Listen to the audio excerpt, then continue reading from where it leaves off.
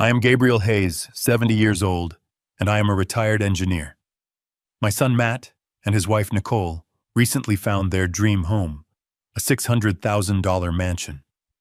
Then they handed me the mortgage application with my name already on it. "You've saved enough, Gabe," Nicole said. "It's time to help your family." I looked at my only son, the boy I raised, and I said no. They sued me. They sued me for the full $600,000, claiming I was mentally incompetent and a danger to myself.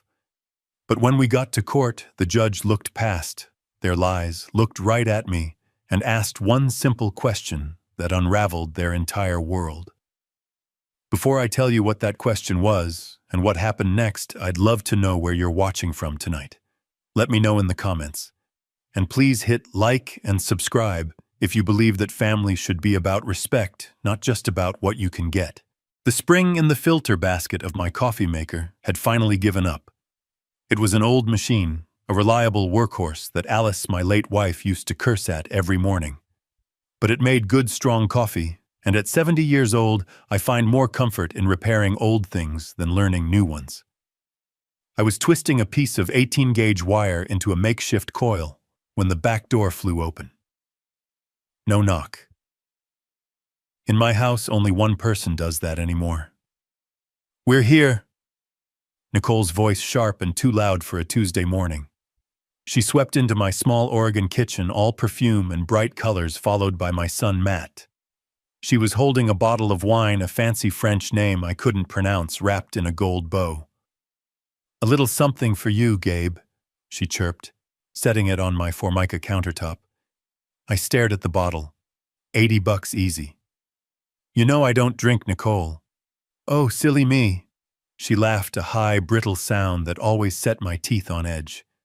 "I forgot. Alice was the wine drinker, wasn't she?" "Oh well, you can save it for guests." Guests, as if I had any.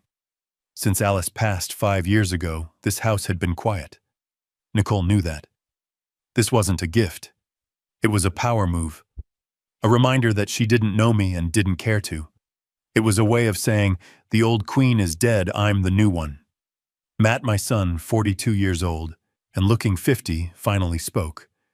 He always looked stressed, like a man drowning slowly, and his eyes darted around the kitchen. "How's the coffee maker, Dad?" "It'll live," I grunted, focusing on the wire.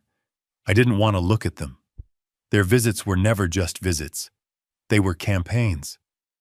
"That's good," Nicole chimed in, moving between me and my workbench, physically blocking my view. "Because we have amazing news, life-changing news." I put my pliers down. I knew this tone. Life-changing was Nicole speak for expensive, and amazing meant she wanted something. "We found it, Gabe," she said, her eyes wide with a fake theatrical joy. "The perfect house." I waited. I'm an engineer by trade. I don't jump to conclusions. I wait for the data.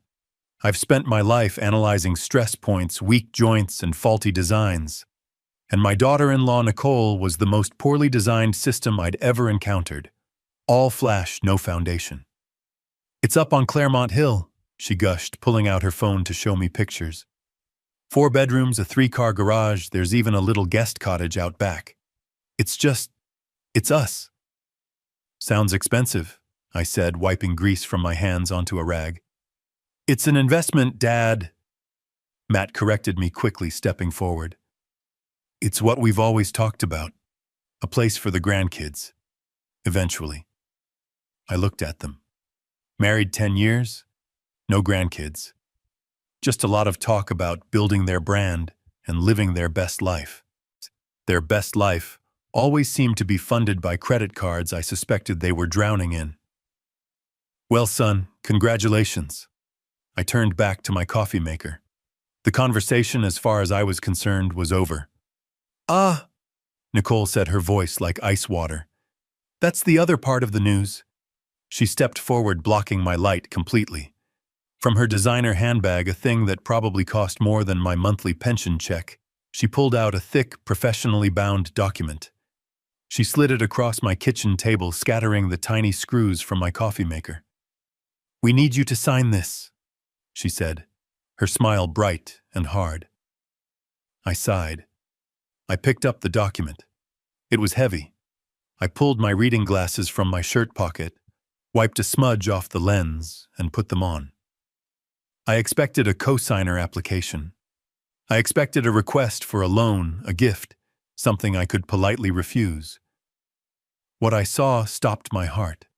It wasn't a cosigner form. It was a full mortgage application. $600,000. $600,000. My house, this house was paid off. I hadn't had a mortgage in 30 years. I lived on my pension and my 401k withdrawals. It was enough. It was comfortable. But it wasn't $600,000 comfortable. I flipped the page. My grease-stained fingers paused over the applicant fields. My blood went cold. It wasn't Matt's name. It wasn't Nicole's. It was mine. Gabriel Hayes, typed neatly in the box labeled Primary Borrower. I took my glasses off. I rubbed the bridge of my nose hard. I put them back on. The name was still there. They weren't asking me to help them buy a house. They were asking me to buy it for them. The kitchen. My kitchen suddenly felt small and hot. The ticking of the clock on the wall, the one Alice bought at a flea market 30 years ago, suddenly sounded like a bah. Tick, tock. I looked up. I don't understand. My voice came out flat. Dangerous. Matt started pacing that nervous shuffle he does when he's cornered. Dad, it's just a formality. The bank, they like your credit profile better. You're stable, retired. You have the 401k, the pension. Your house is paid off. Nicole cut him off. Her sweet, chirpy voice was gone, replaced by the voice of a CEO in a hostile takeover. Gabe, let's be adults here. She sat down at my table, leaning forward, all business. You're 70. You're set. Alice, bless her heart, is gone. You live alone in this big house. I looked around my 2-bedroom, 1.5-bath, 1,500 square foot cottage. It was hardly a mansion. It was just home. You've saved enough, she continued, her voice like sharp little pebbles. You worked your whole life. What's the point of all that saving if you don't use it? It's time to help your family. It's time for you to invest in us. Invest. There was that word again. Alice and I had invested. We invested 45 years in this community. We invested in raising the boy who was now avoiding my gaze. We invested by living below our means, not beyond them. I looked at the paperwork again. $600,000, a 30-year loan. I'd be 100 years old when it was paid off. They weren't asking for an investment. They were asking for my entire financial future. They were asking for my security, my peace of mind, the nest egg Alice and I had painstakingly built so that I would never be a burden on him. And the irony was so thick I could barely breathe. I didn't look at Nicole. I looked at my son. Matt, look at me. He stopped his nervous pacing. Slowly, his eyes. Alice's eyes lifted from the cracked linoleum floor. They were filled with a desperate, pleading weakness I recognized. It was the same look he had when he was 10 and broke Mrs. Henderson's window. It was the same look he had when he was 20 and wrecked my truck. It was the look of a boy who knew he was wrong but was hoping someone else would fix it. Did you read this? I tapped the document. Nicole thinks. I am not asking what Nicole thinks, I said. My voice was quiet, but it cut through the room like a razor. I am asking what you think. You are 42 years old, Matt. Do you think this is acceptable to bring this here to ask your 70-year-old father to sign away his security for a house you can't afford? It's not like that, Dad, he protested, but his voice was weak. She just really wants this house. You don't know how important this is to her. And there it was. The final terrible truth. My son was gone. The boy I raised, the man I thought I knew, had been replaced by this puppet. He was prioritizing his wife's wants over his father's life. He was willing to sacrifice me, his 70-year-old father, on the altar of his wife's ambition. I folded the document neatly in half. The sound was crisp, final, like a judge's gavel. I slid it back across the table. It stopped right in front of Nicole. No. The word hung in the air. The faucet was still dripping. Drip, drip. Nicole's perfectly made-up face went through 3 distinct phases in less than 2 seconds. First, confusion, as if the word no was a foreign language she didn't understand. Second, offense, as if I had slapped her. Third, a cold, hard rage that made her eyes look like chips of ice. "What?" she whispered, her voice tight. I said. I enunciated every syllable, no. Matt looked like he was going to be sick. "Dad, please, you can't just say no. We already put down a deposit. We told the realtor you were on board." A deposit.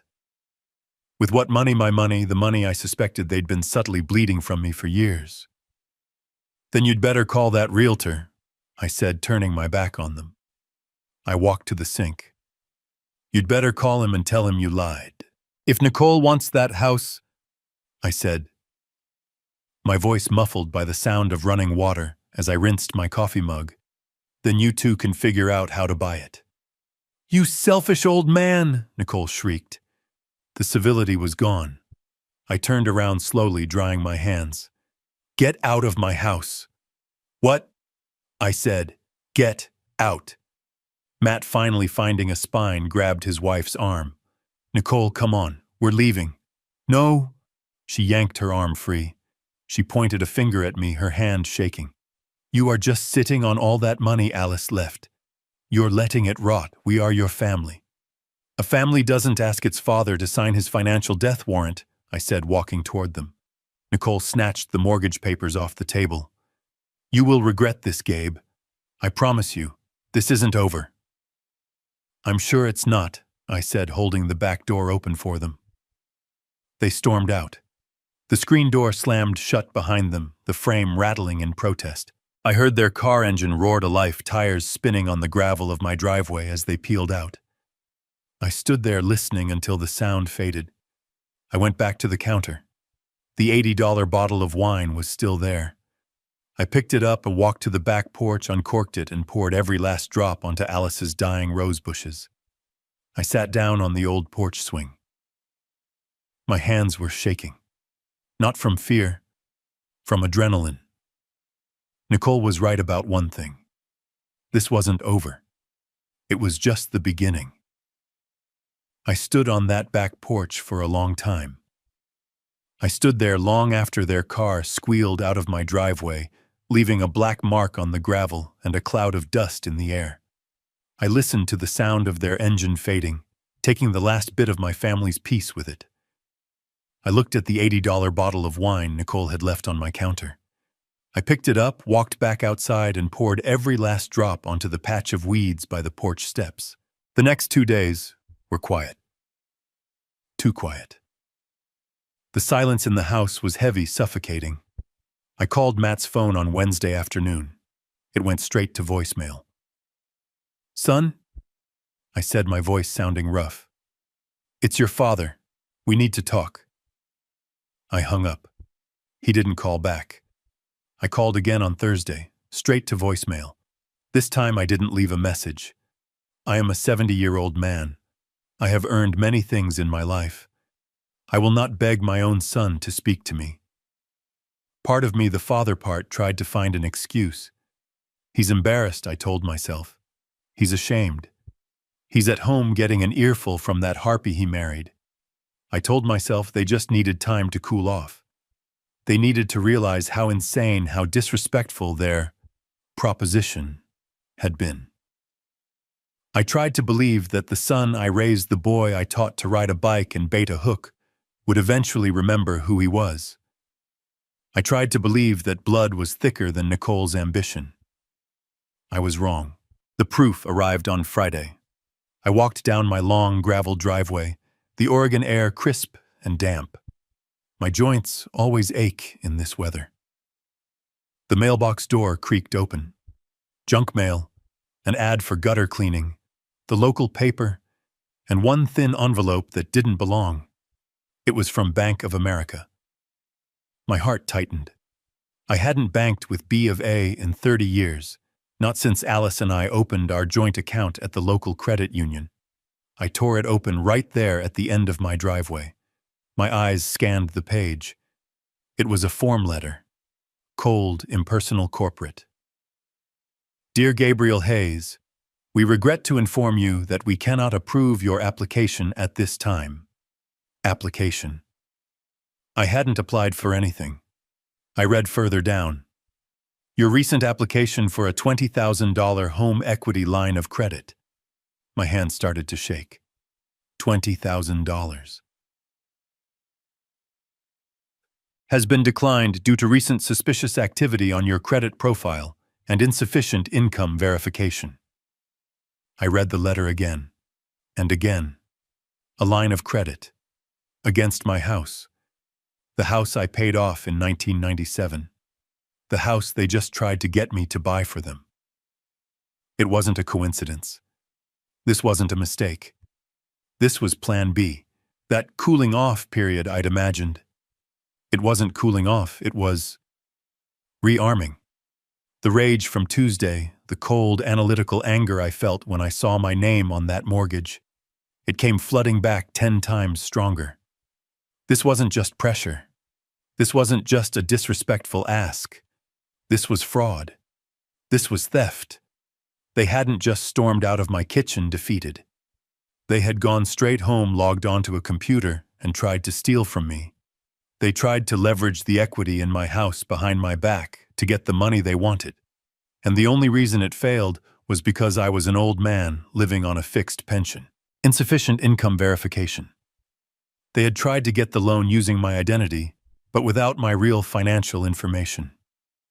I crumpled the letter in my fist. The silence of the past 3 days hadn't been shame. It had been calculation.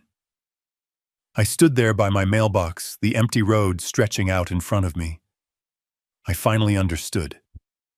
I wasn't dealing with a spoiled son and his greedy wife. I was dealing with criminals, and they had already made their next move. It was time for me to make mine. I turned around, marched back up the driveway, and went straight to my phone. I wasn't calling Matt. I was calling my bank's fraud department, and I was going to find out exactly what they had done. I didn't even go back inside the house.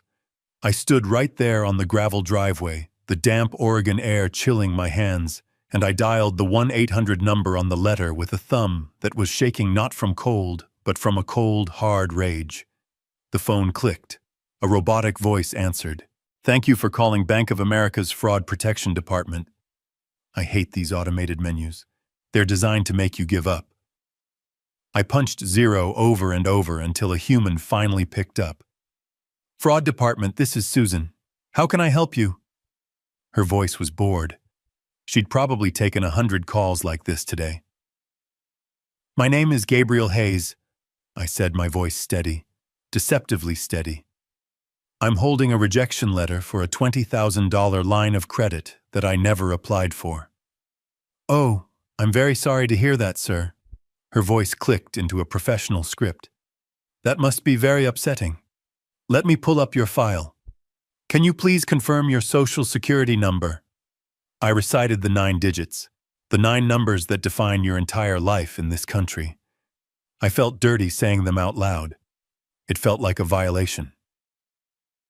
Thank you, Mr. Hayes. One moment. I heard her typing. The silence on the line stretched, filled only by the sound of my own blood roaring in my ears. Okay, she said, her tone suddenly more alert. Yes, I see the application here. It was submitted online at 7:42 p.m. this past Tuesday. Tuesday. The very same day they had stormed out of my kitchen. They hadn't even waited 24 hours. They must have driven straight from my house, furious and rejected, and immediately logged on to try and steal from me, The audacity of it, the speed of it, took my breath away. "Mr. Hayes," Susan said, pulling me back. "I'm here," I said, my voice like gravel. "I want to know what information was used to submit this application." "Sir, I can't." "Susan," I interrupted, but I kept my voice calm. "I am the victim of identity theft. I need to know how compromised I am. Tell me what they used." She hesitated. "I understand. I'm noting the account for fraud." "Okay. The application was submitted using your correct full name, Gabriel Elias Hayes, your correct date of birth, and the correct social security number." Of course. But that wasn't enough.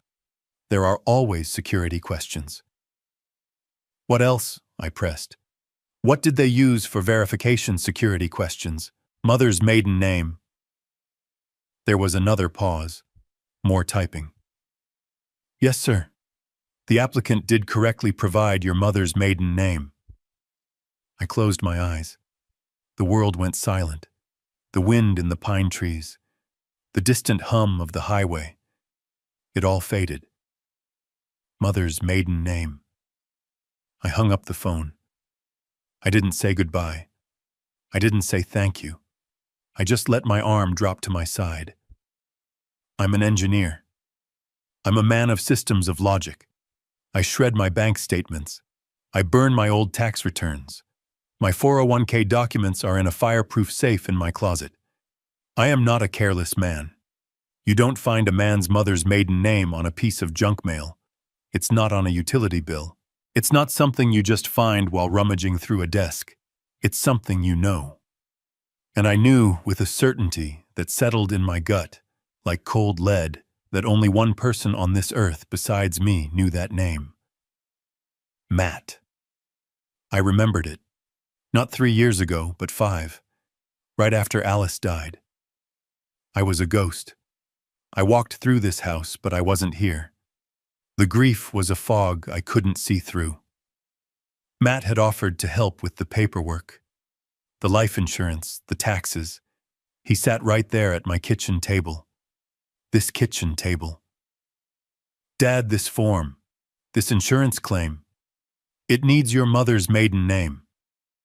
I was so lost, so broken, I didn't even think. I just told him. "Kovacs, Anna Kovacs. Her family was Hungarian." He had nodded, written it down. "Got it, Dad. Don't worry. I'll handle all this." He handled it. He took that piece of my history, that piece of my trust given to him in my darkest moment, and he saved it. He saved it for 5 years. He saved it like a weapon. He held on to that key, that secret, just waiting for the day he could use it to rob me. This wasn't an impulsive act of anger on Tuesday night. This was premeditated.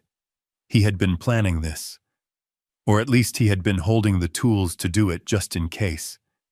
This was a different kind of evil. My son, the boy I raised, was a stranger. A cold, calculating stranger who had been waiting for his opportunity. I looked at my house, my home. Suddenly it didn't feel safe. I thought about Tuesday. Nicole's bag, Matt's nervous energy. I walked to my neighbor's house. Mrs. Henderson, Agnes. She was 80 sharp as a tack and missed nothing. I needed to know what they did here on Tuesday.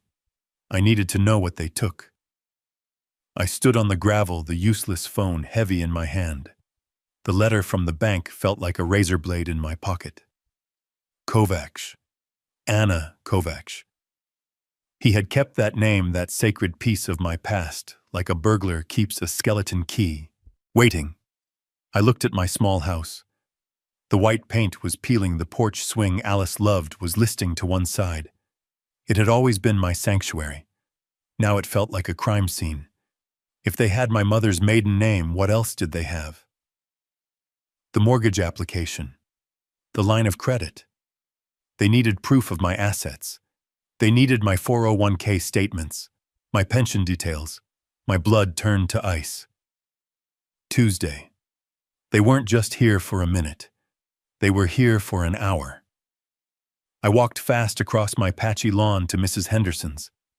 Agnes Henderson had lived next door for 45 years. She and Alice had shared countless cups of coffee over our shared fence. Agnes was 72, sharp as a tack, and missed nothing. She was watering her prize-winning azaleas, her back to me. "Agnes," I called out. My voice was rough. She turned, her face immediately creasing with concern when she saw me. "Gabe." "Goodness, you look like you've seen a ghost. Come in, I just made coffee." "No, Agnes, I can't stay." I gripped the top rail of her fence. My knuckles were white. "I need to ask you something. It's important." She put down her watering can. "Anything, Gabe. You know that." Last Tuesday, I had a cardiology appointment in Portland. I was gone all morning." "I remember," she said, nodding. "I saw your truck leave early." Did you see anyone come by the house while I was gone?" Agnes's face clouded. She looked uncomfortable. "Oh, Gabe." I didn't want to say anything. I assumed you knew. I thought he was just helping. My stomach dropped. "Who, Agnes?" "It was Matt," she said, lowering her voice. "He and his wife, Nicole. They got here about an hour after you left. I was pruning these very bushes." "And they went inside," I pushed. "Yes, Matt used his key. I almost waved, but, well, Nicole seemed to be in a hurry. They were in there for a long time, Gabe. Almost a full hour. I thought it was odd. I figured they were just dropping something off for you, but they stayed so long." I just stared at her, the pieces clicking into place with horrifying speed. "Agnes," I said, trying to keep my voice even. "When they left, were they carrying anything?" Agnes frowned, thinking. Her eyes unfocused as she replayed the memory. Yes, they were. Matt was just Matt. But Nicole, she was carrying that big beige tote bag she always has. The one that looks like it costs a fortune." She paused. "You know, it's funny. It looked heavy, stuffed full. I could see the corners of papers, folders, sticking out the top. I remember thinking, that girl must be bringing work home, but I just figured they'd picked up your mail for you." Stuffed full of papers. I couldn't breathe. "Thank you, Agnes," I said, my voice barely a whisper. I turned and started walking back to my house. "Gabe." "Is everything all right?" she called after me. I didn't answer. I just raised a hand, a weak wave of acknowledgement. My walk turned into a jog. I fumbled with my keys at my own back door, the one Matt and Nicole had walked through so easily. I burst into the kitchen, my heart hammering against my ribs. I didn't go to the safe. That's where I kept the real documents, the ones that mattered. No, I went to the one place a son should respect, the one place a child should never, ever violate. I went to my office. It was more of a nook, really. A small room off the living room where Alice kept her sewing machine and I kept my old roll-top desk. This was where I paid my bills. This was where I kept my day-to-day life. I pulled open the bottom drawer of my metal file cabinet. It didn't screech. It was well-oiled. I'm an engineer. I take care of my tools. But the contents, it wasn't a mess. A stranger would have thought it was perfectly normal. But I knew. The files were out of order. I am a man of systems. My files are alphabetical. Auto insurance, bank statements, house deed, medical, pension. Pension was filed behind taxes. Bank statements was shoved in front of auto. They had been here. They had been in this drawer. I pulled the folders out one by one, my hands shaking so badly I dropped them on the floor. The pension folder, empty. The 401k statements folder, empty. The tax returns folder. They'd taken the last 5 years. I sank into my old wooden desk chair. It groaned under my weight. They didn't just try to steal my identity. They had stolen it. They had come into my home, my sacred space, and rifled through my life. They had taken the proof of my assets. They were building a case. The mortgage application wasn't Plan A. The fraudulent line of credit wasn't Plan B. They were a coordinated attack. They were trying to find out exactly how much I had, where it was, and how they could get their hands on it. The $600,000 house. That was just what they thought they could get. Now armed with my 401k statements, my pension details, they were coming back for the rest. I looked at the phone on my desk. The old beige rotary phone that Alice had refused to get rid of. I felt so alone. So utterly and completely alone. This was bigger than me. This wasn't a family squabble. This wasn't a spoiled son. This was a conspiracy. I picked up the receiver. My fingers, stained with grease and shaking with rage, fumbled on the numbers. I couldn't call the police. Not yet. Not on my own son. But I knew who to call. The one man Alice had trusted as much as she trusted me. The only other man on earth who knew the truth. "Peterson Law Offices," a crisp voice answered. "Get me Peterson," I said, my voice breaking. "Tell him it's Gabe Hayes. Tell him it's happening." I didn't bother changing my clothes. I still had grease under my fingernails from that morning's coffee maker repair. It felt like a lifetime ago. I grabbed my keys, walked past my ransacked file cabinet, and didn't look back. The engine of my 1998 Ford F-150 turned over with a familiar, comforting groan. It was an old truck, reliable, honest. It had dents and scratches, and every single one had a story. It was a truck that had never lied to me. I pulled onto the 2-lane highway heading east toward Portland. The 90-minute drive was usually something I enjoyed. I'd listen to the oldies station, watch the tall Oregon pines blur past, and think about what Alice would want for dinner. Today there was no music, just the thrum of the engine and the deafening roar of my own thoughts. $50 million. And my son was trying to steal a few thousand from my 401k. I gripped the steering wheel, my knuckles white. I thought about Matt as a boy. I remembered his 10th birthday. He wanted the new Nintendo. All his friends had one. We didn't buy it for him. Instead, I took him to the workshop and we spent a month building a Pinewood Derby car. He cried at first. But when that car won first place, the look on his face, it wasn't the joy of getting something. It was the pride of building something. That's what Alice and I wanted for him. We wanted him to feel that. We wanted him to stand on his own 2 feet. We always agreed. Alice and I, we talked about it countless nights. We saw what money did to other families. We saw our friends the Martins, whose son was in and out of rehab, all funded by their trust fund. We saw the Johnsons, whose daughter hadn't worked a day in her life and treated her parents like servants. "We can't let that happen to Matt Gabe," Alice had said, her voice firm, as we sat at the kitchen table signing the final trust documents all those years ago. "He has to be his own man. This money, it can't be a gift. It has to be a responsibility, or it will be a curse." So we kept the secret. We lived on my engineer's salary. We saved. We bought this house. We drove this truck. We lived a good, simple American life. And all the while, that other life, the $50 million life, was just sitting there, waiting. Now, as the skyline of Portland pushed up against the gray sky, I felt a cold knot of doubt. Had we been wrong by trying to protect him? Did we just make him hungry? By keeping him from the truth, did we accidentally create this resentment? Did he look at his simple, retired father and feel nothing but contempt? Did he think I was just a foolish old man hoarding a small nest egg when all this time I was guarding a fortress he couldn't even see? I didn't know. I didn't know the man who had rifled through my desk.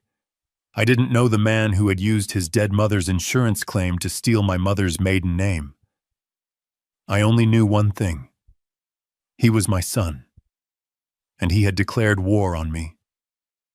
I pulled into the parking garage for Peterson's law firm. I didn't have a plan. But I had the truth. And I had a $50 million problem. Peterson's law firm, Peterson Shaw and Associates, took up the top 3 floors of the tallest glass tower in Portland. It was the kind of place that smelled like old money and new carpet. The receptionist, a young woman in a sharp black blazer, looked at me over the rim of her glasses. I knew what she saw. A 70-year-old man in a worn flannel shirt, decade-old jeans and work boots that still had mud on the heels. I still had grease under my fingernails from the coffee maker. I probably looked like I had wandered into the wrong building, like I was looking for the janitor's office. "Gabriel Hayes for Mr. Peterson," I said, my voice quiet. Her eyes widened just a fraction in surprise. She checked her computer. "Oh, yes, Mr. Hayes. Of course. He's expecting you. Right this way, sir." Her "sir" was sudden a pivot from dismissal to deference. Peterson had clearly flagged my name in their system. I was led through a maze of beige walls and abstract art until we reached a corner office with a floor-to-ceiling window overlooking the entire city. And there, sitting behind a desk so large it could have doubled as a boat, was John Peterson. Peterson was my age, but he looked like he'd been carved from granite. Sharp suit, perfect hair, a mind like a steel trap. He'd been my friend since college, long before the money, long before any of it. He was the only man on earth I trusted with the truth. He stood up as I entered, a genuine smile on his face that faded as soon as he saw my expression. "Gabe," he said, shaking my hand. His grip was firm. "You look like hell. What's happened?"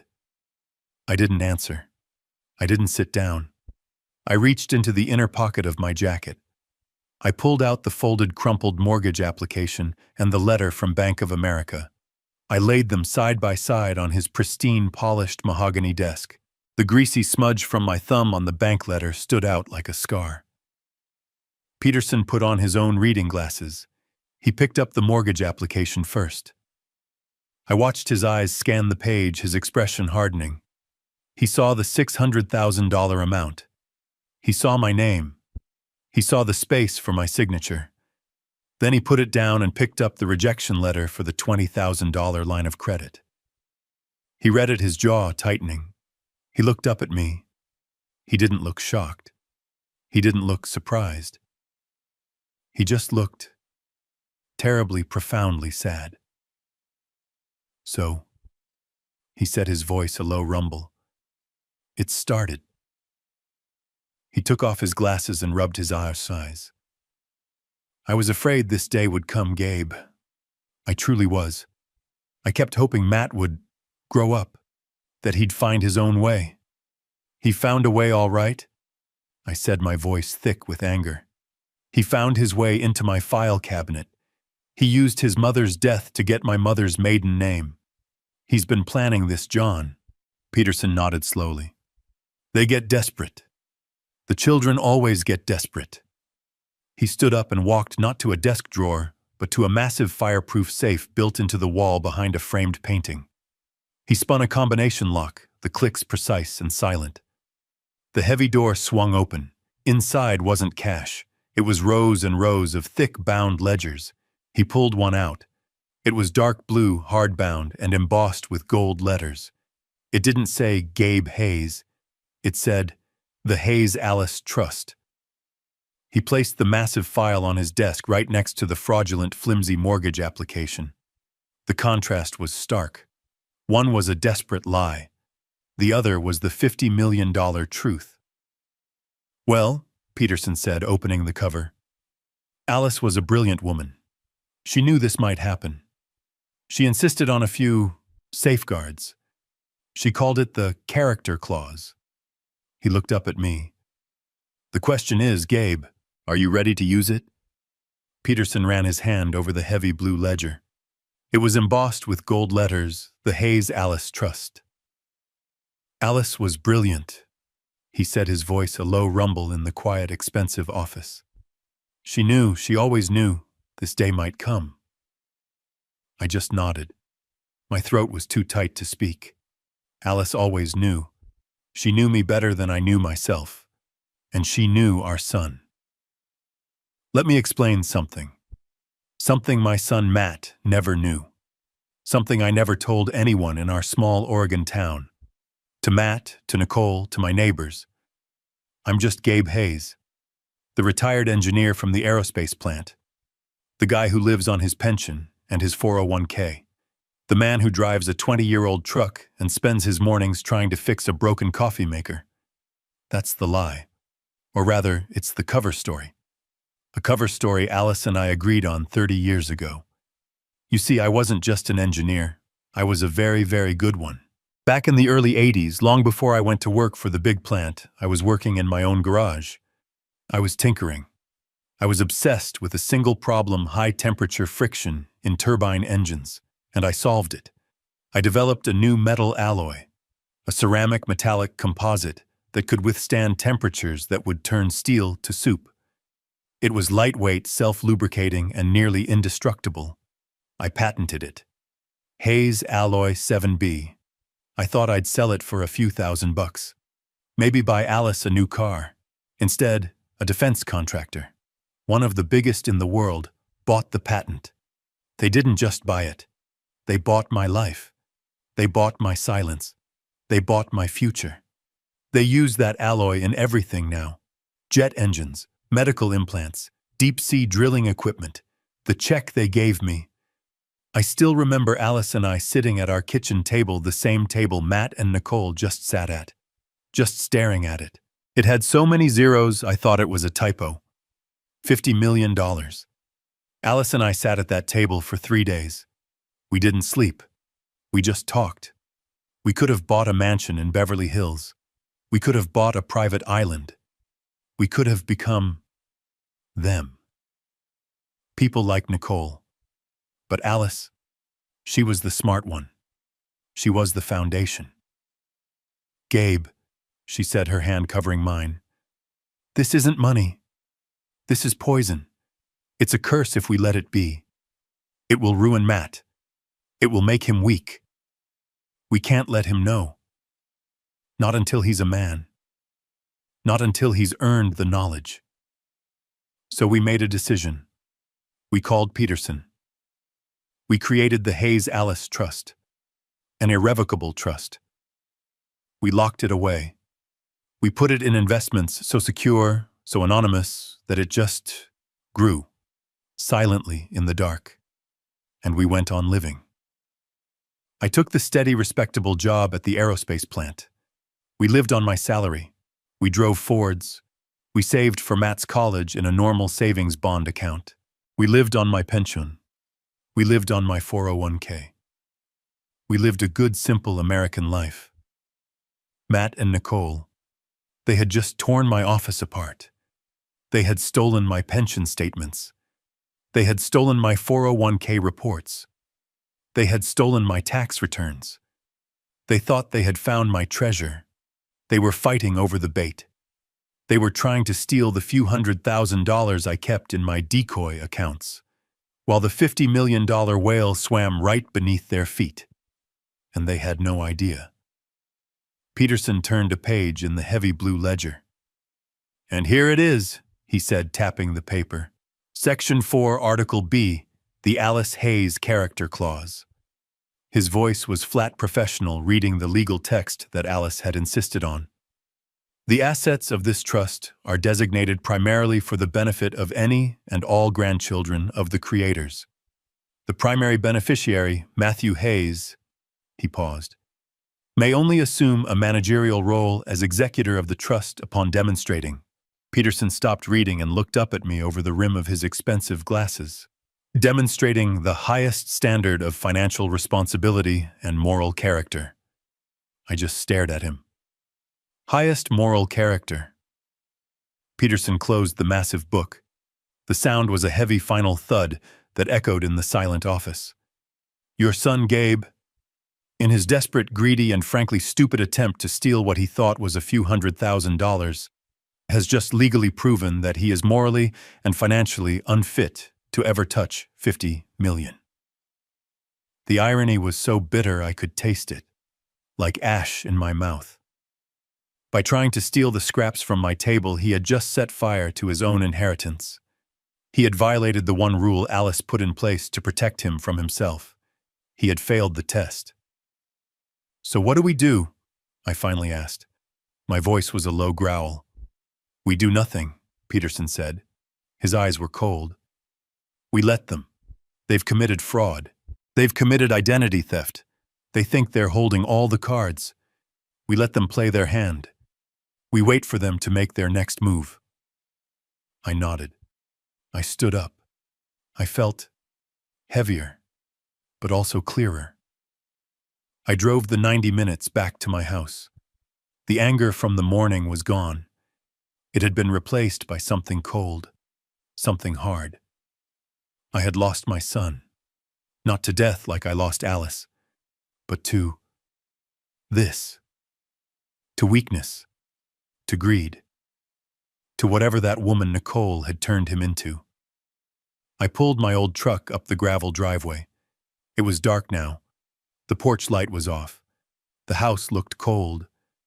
But there was someone waiting. A man. He was standing in the shadows by my front door. My heart jumped into my throat. Was it Matt? Had he come back? The man stepped forward into the single beam of my headlights. He wasn't Matt. He was wearing a cheap suit that didn't fit him, and he was holding a stack of papers. He looked bored. "Gabriel Hayes," he called out, his voice flat. "Yes." He walked forward, pulled a single document from the stack, and pushed it into my chest.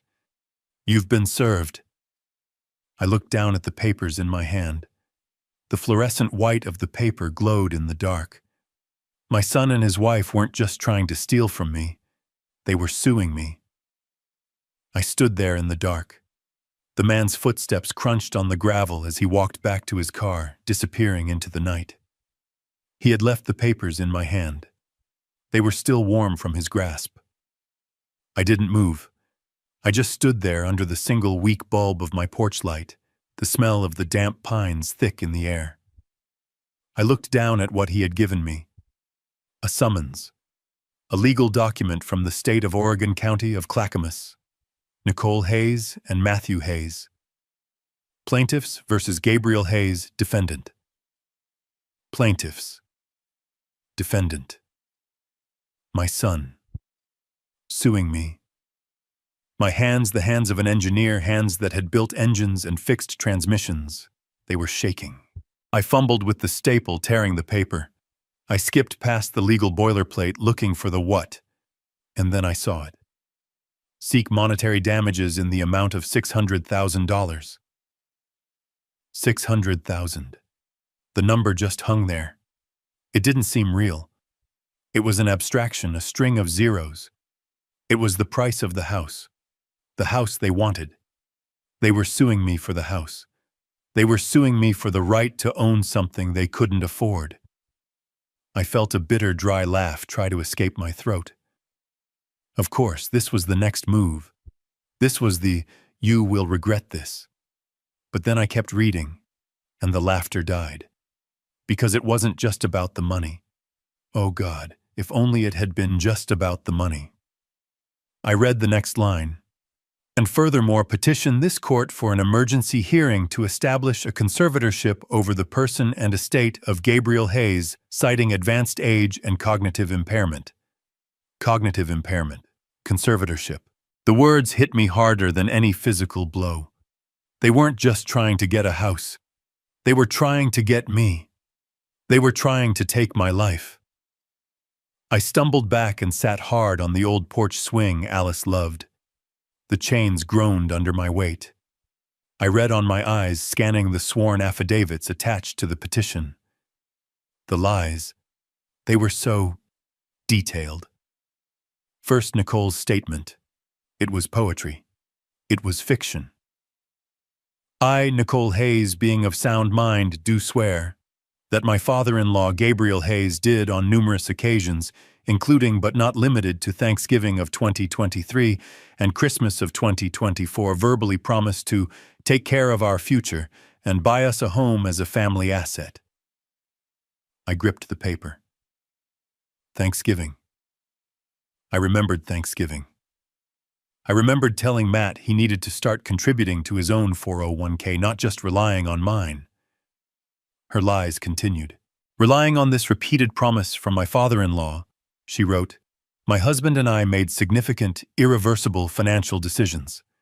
I left my part-time job as a consultant to prepare for our new home, and we placed a substantial non-refundable deposit on the property, all based on his word. A non-refundable deposit. That was the hook. They were claiming promissory estoppel, a legal trap.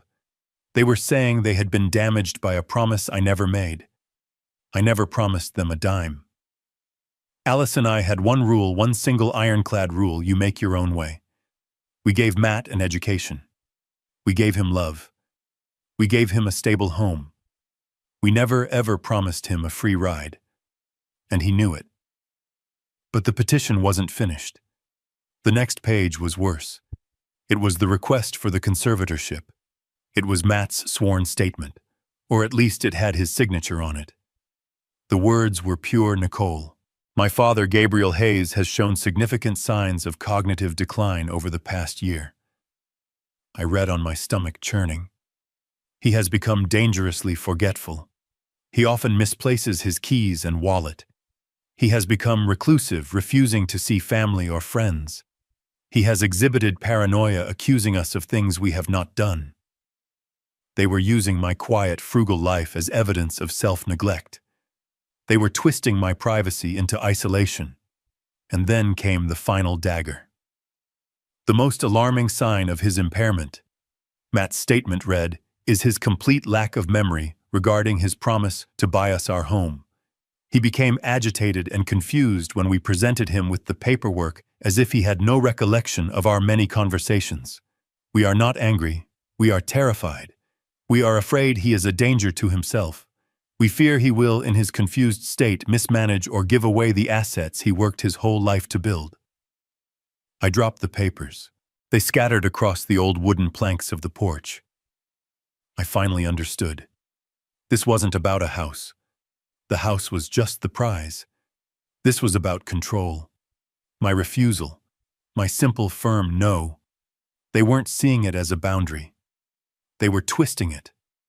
They were painting it as proof that I was insane. They were building a legal cage for me. Declare me incompetent.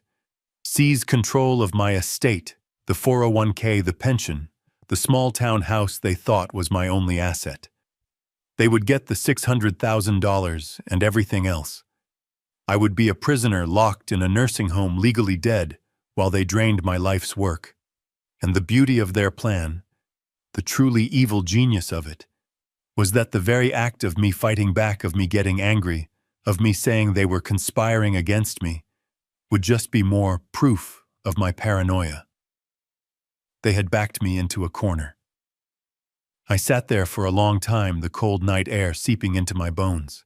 The porch swing was silent. They thought they were dealing with a forgetful, simple old man. They thought they had trapped me. They had just made the single biggest mistake of their lives. They thought I was weak. They forgot. I'm an engineer. I don't just fix machines. I find weak points. I analyze systems. And I take them apart piece by piece. This lawsuit wasn't just a threat. It was a declaration of war. I bent down my knees, cracking in protest. I gathered the scattered papers, every single one. I put them in order. Then I went inside, locked my door, and picked up the phone. Peterson Law Offices, the answering service said. This is Gabriel Hayes. I said, my voice as cold and hard as steel. Get me John Peterson. I don't care what time it is. I don't care if he's in bed. Get him on the phone, now. It was happening. I was in Peterson's office at 9 a.m. sharp. I hadn't slept. I'd spent the night in my old recliner. The lawsuit papers spread out on the floor under the lamplight. I just stared at them, watching the words blur. Cognitive impairment. Danger to himself. Conservatorship. The anger from the night before had cooled. It had settled into something hard, heavy, and cold inside my chest. It wasn't just anger anymore. It was procedure. I was an engineer. I had a complex problem in front of me, a system designed for maximum destruction, and I needed to figure out how to take it apart. When I walked into Peterson's office, he didn't offer me coffee. He didn't ask how I was. He was all business. His massive mahogany desk was clear except for a single slim manila folder. He looked like he'd been up all night, too. "You were right to call me Gabe," he said, his voice a low rumble. "I made some calls. I keep a private investigator on retainer for sensitive family matters. He's very fast and very thorough." Peterson opened the folder. He didn't need to build suspense. He just stated the facts. "Your son Matt and his wife Nicole," he said, "are not just greedy. They are desperate. And desperate people, Gabe. They're stupid. And they're dangerous." He slid a single sheet of paper across the desk. "This is a summary report from my investigator." He started with Nicole. Her lifestyle, the one she's so proud of. It's a house of cards. Built on debt. I picked up the paper. I'm an engineer.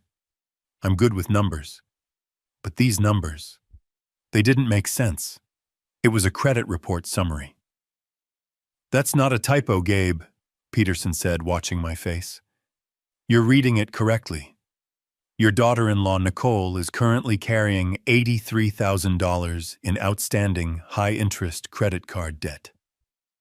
$83,000.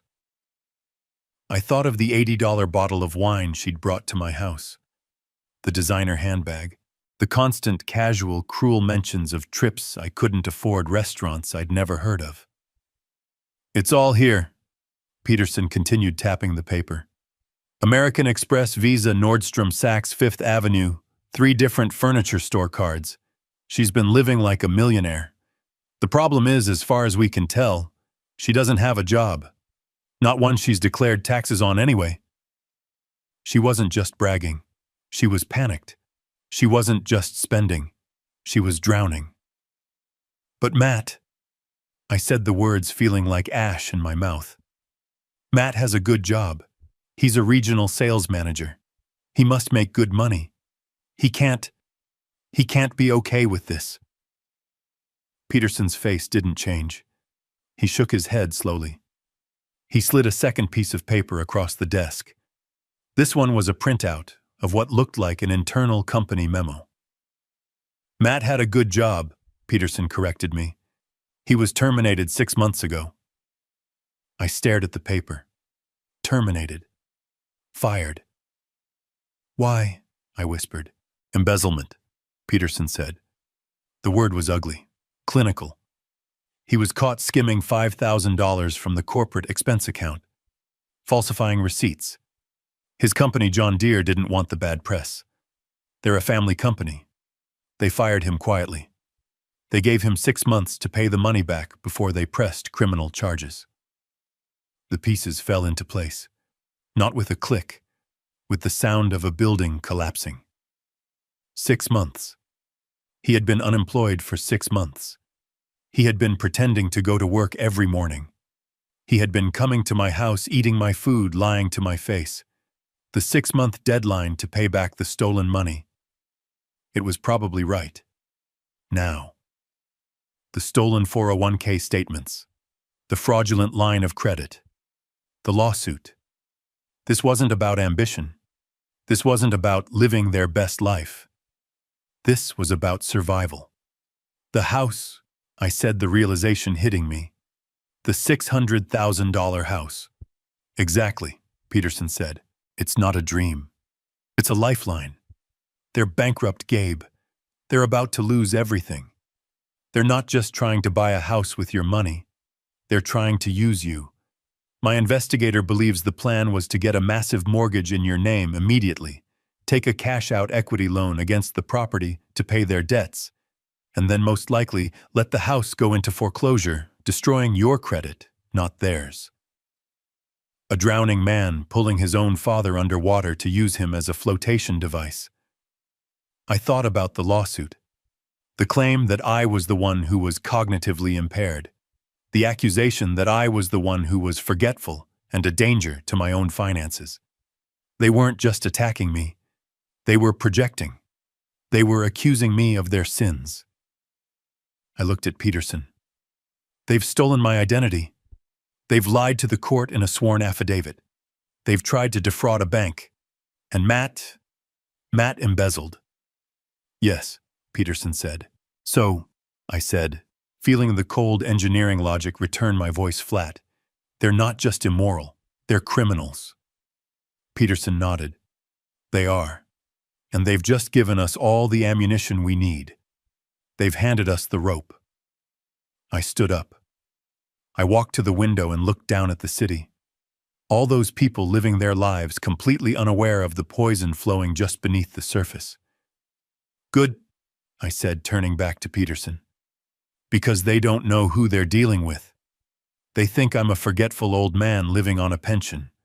They think I'm weak. They think they've trapped me. I looked at the folder on his desk. The Hayes Alice Trust. The $50 million secret. They have no idea what's coming for them. Peterson allowed himself a thin, cold smile. No, Gabe. They really don't. I got home from Peterson's office with the investigator's report in my briefcase. The house was cold. The coffee maker was still in pieces on the counter. I sat at the kitchen table. The lawsuit papers were spread out on the worn formica. Cognitive impairment. Danger to himself. Conservatorship. The words seemed to pulse in the quiet room. My phone rang.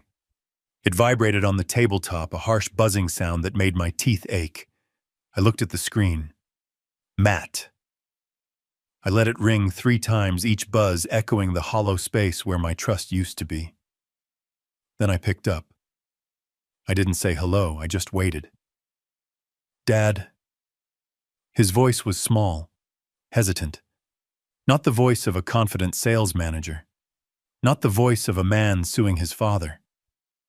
It was the voice of a child testing the waters. What is it, Matt? My voice was flat. Dad, look, Nicole and I, we've been talking. This whole thing has it's gone too far. I waited. I knew this tone. This was the prelude to a request. This lawsuit, he said, rushing his words. It's just paperwork. It's lawyers being lawyers. We don't want this. Nicole doesn't want this. We just want the house. I could hear Nicole whispering in the background, sharp and urgent.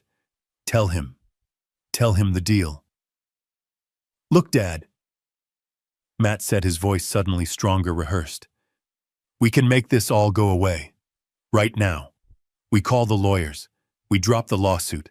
We drop the conservatorship petition. Everything. It all goes back to normal.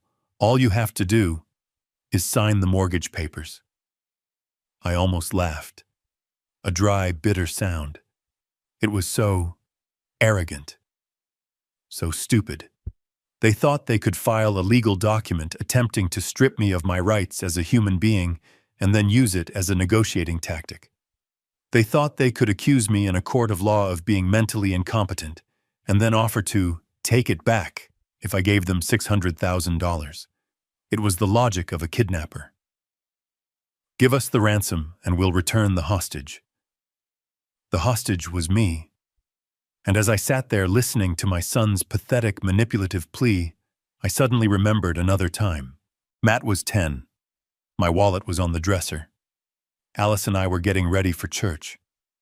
I went to get it, and I noticed the cash was gone. $20. I knew it was Matt. I just knew. I confronted him. He did exactly what he was doing now. He lied. He cried. He denied it. I don't know, Dad. Maybe it fell out. I was soft. I was the dad. I was ready to let it go, but Alice was the foundation. She was the steel. She grabbed the empty wallet, walked into his room, and just stood there. She didn't yell. She just waited. She waited until he broke. He finally pulled the crumpled $20 bill from under his mattress. he sobbed. I just wanted the new video game, everyone else has it. I wanted to hug him. I wanted to say it was okay. Alice didn't move. She looked at him, her eyes clear and hard as diamonds. You will pay it back, she said. Not shouting, just fact. You will mow Mrs. Henderson's lawn. You will wash my car. You will stack firewood. You will work until you have earned $20, and you will give it back to your father. We do not raise thieves in this house. It took him 3 weeks. 3 weeks of blisters and sweat. When he finally handed me that worn, sweaty $20 bill, he was crying again. But they were different tears. He was proud. He had made it right. Alice had been strict, and she had been right. I looked at the phone in my hand. Where did that strictness go? It died with her. After Alice passed, I was the only one left, and I was just the soft dad. I was the one who wanted to fix things. I was the one who saw his sadness and just wanted him to be happy. I paid off his credit card debt when he got in a little trouble after college. I co-signed for his first apartment. I loaned him money for his wedding to Nicole, money I knew I'd never see again. I hadn't been a father. I had been an enabler. Alice hadn't just been raising a son. She had been managing a flaw, a fundamental weakness in his character. And when she died, the dam broke. I hadn't just lost my wife 5 years ago. I had lost my son, too. I just didn't know it until now. This monster on the phone. He wasn't created by Nicole. He was allowed by me. Dad. Matt's voice was tinny nervous. Dad, are you there? Did you hear me? It's a good deal. We'll drop the lawsuit. You just have to sign. The memory of Alice, of her strength, her iron will. It settled over me like a cloak. I finally understood what she would have done. She would have made him face the consequences. My softness was the disease. It was time for the cure. No, I said. What, Dad? It's a good deal. Everyone wins. No, I said again, and this time my voice wasn't weak. It wasn't the voice of a soft, grieving widower.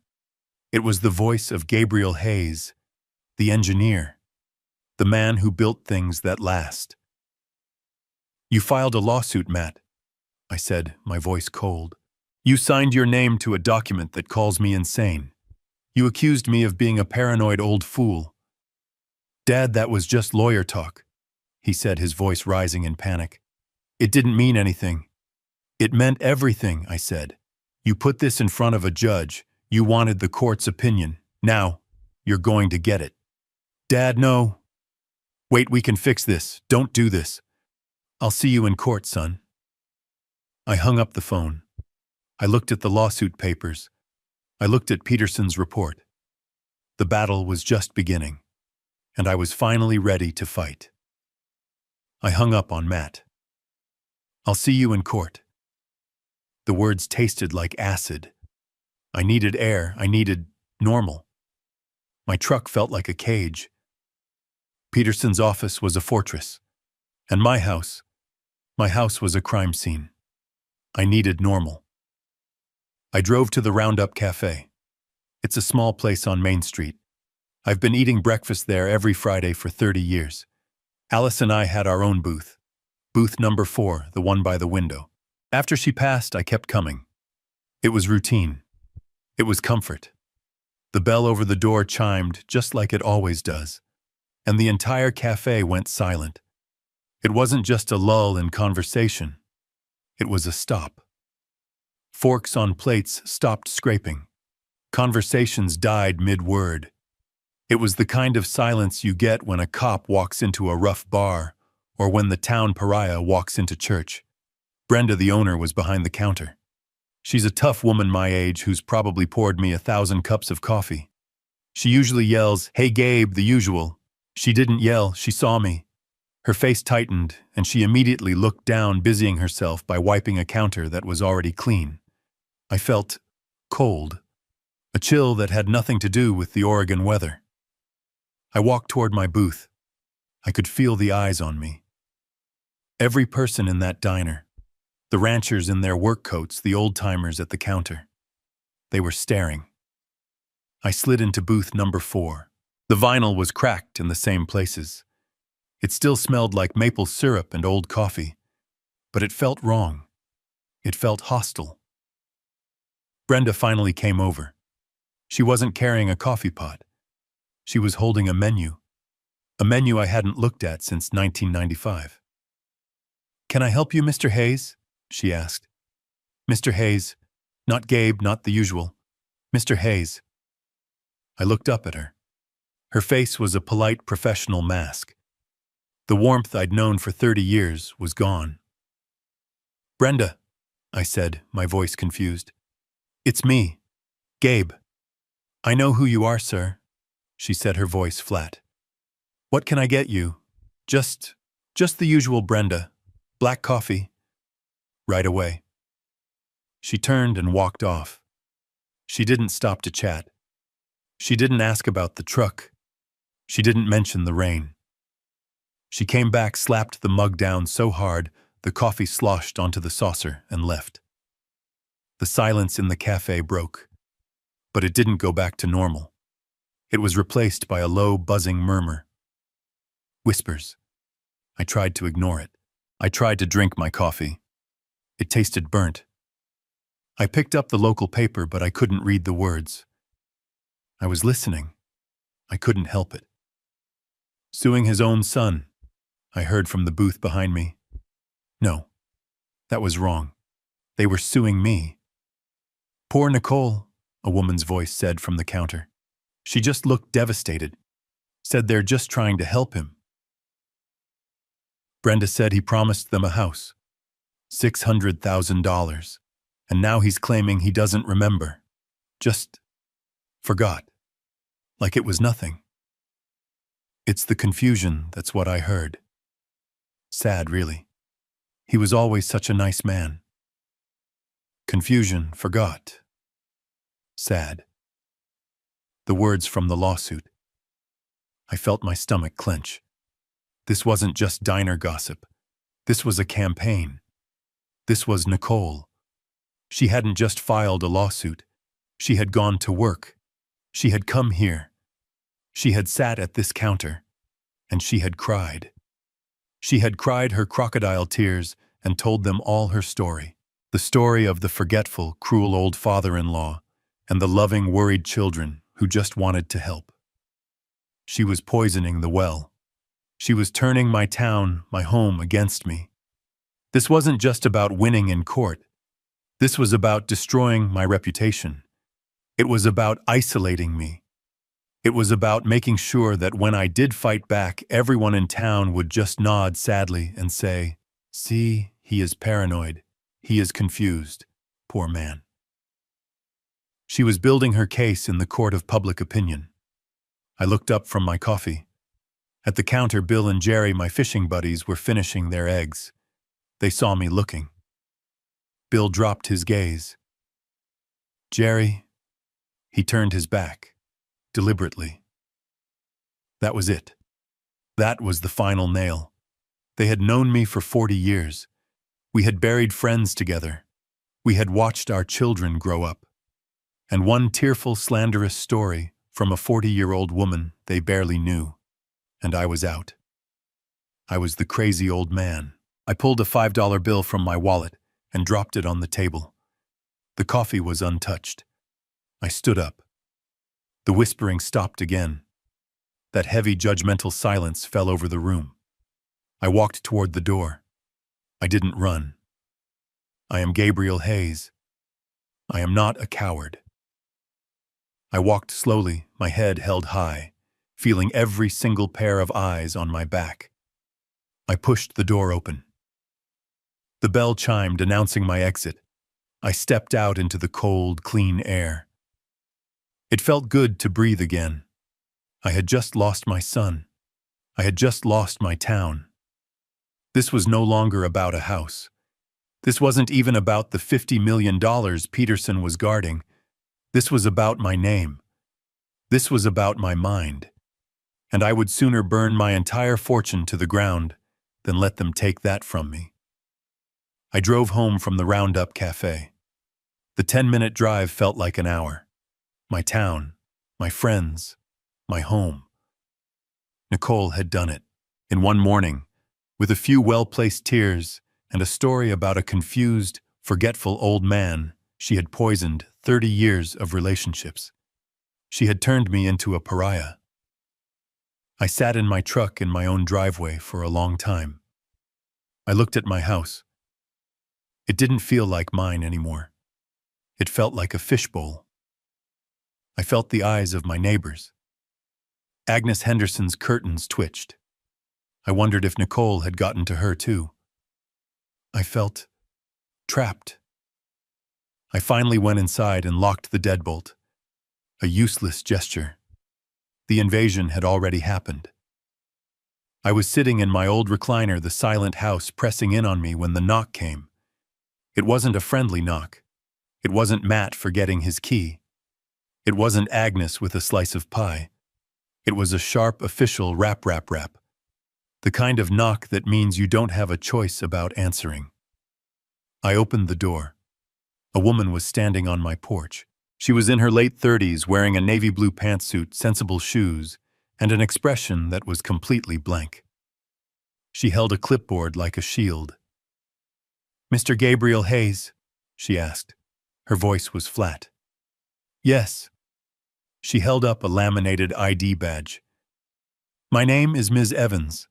I'm with Adult Protective Services." The words just hung there in the cold afternoon air. Adult Protective Services. My stomach turned to ice. This was it. This was the next step in their attack. They hadn't just told people I was crazy. They had reported me to the government. "May I come in, Mr. Hayes?"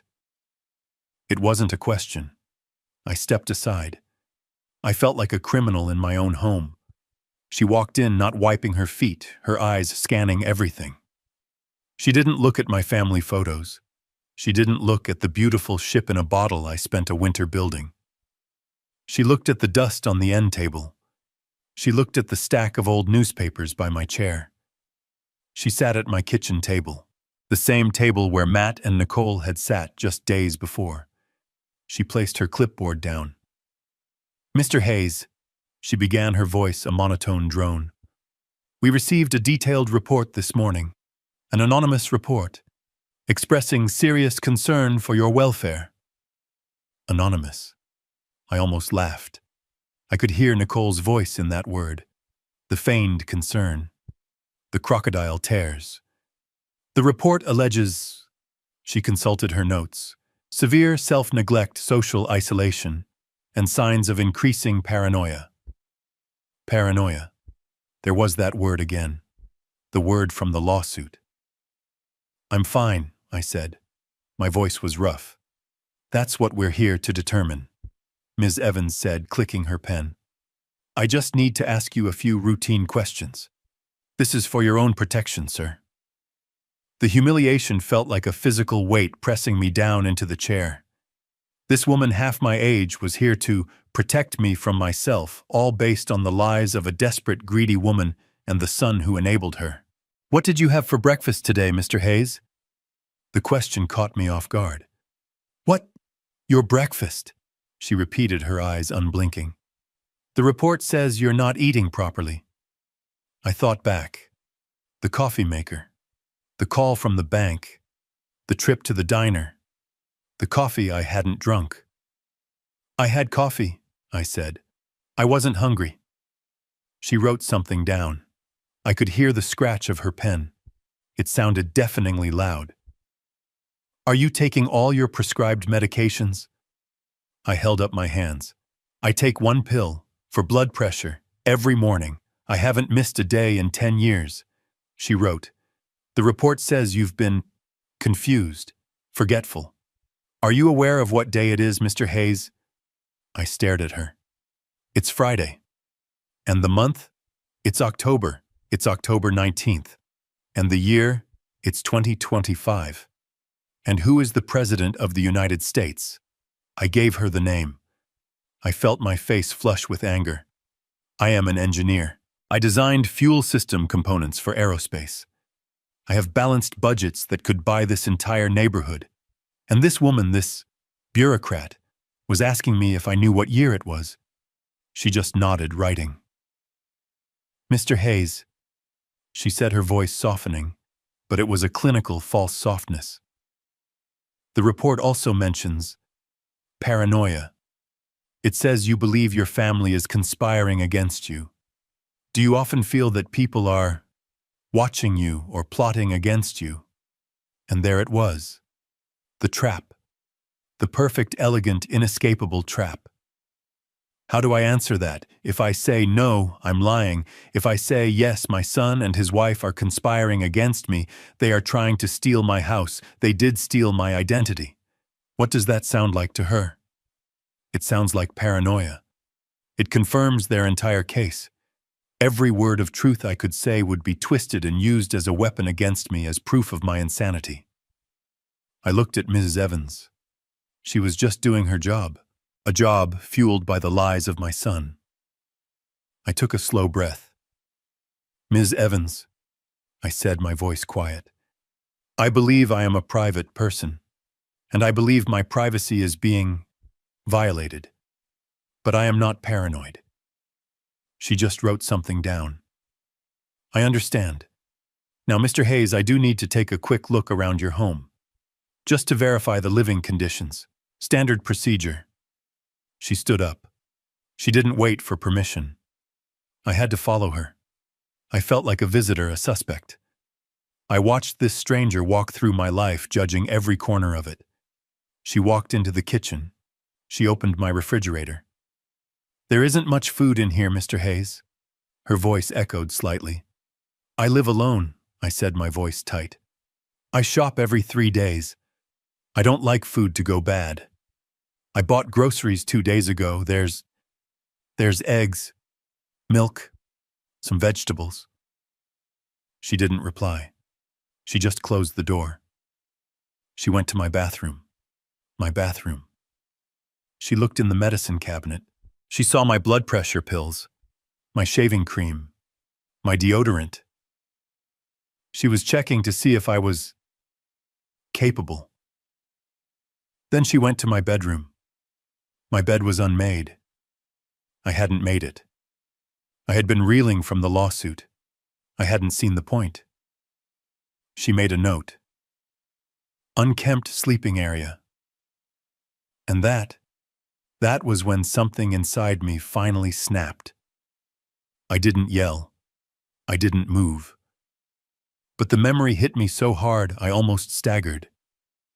This room, this exact room, this was the room where Alice spent her last 5 years.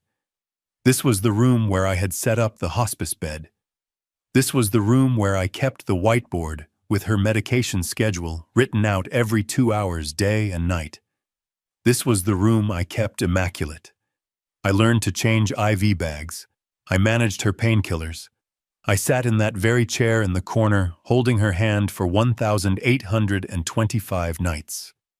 I had been a caregiver. I had kept another human being alive, comfortable and dignified through the worst battle of her life. And this woman, this stranger, sent here by the son I raised while I was caring for his mother, was standing in my bedroom marking me down as unclean because my bed wasn't made. The rage was so pure, so white-hot, I thought it would burn me from the inside out. I said nothing. Ms. Evans finally clicked her pen shut. She turned to me in the hallway. Mr. Hayes, she said back to her neutral bureaucratic tone, the report from your family is detailed, and while you present as coherent, there is a significant discrepancy between their claims and your presentation. There's a discrepancy because they are lying, I said, my voice shaking with contained fury. That's one possibility, she said, not blinking. The other possibility is that you are suffering from anosognosia, a condition where you are unaware of your own deficit.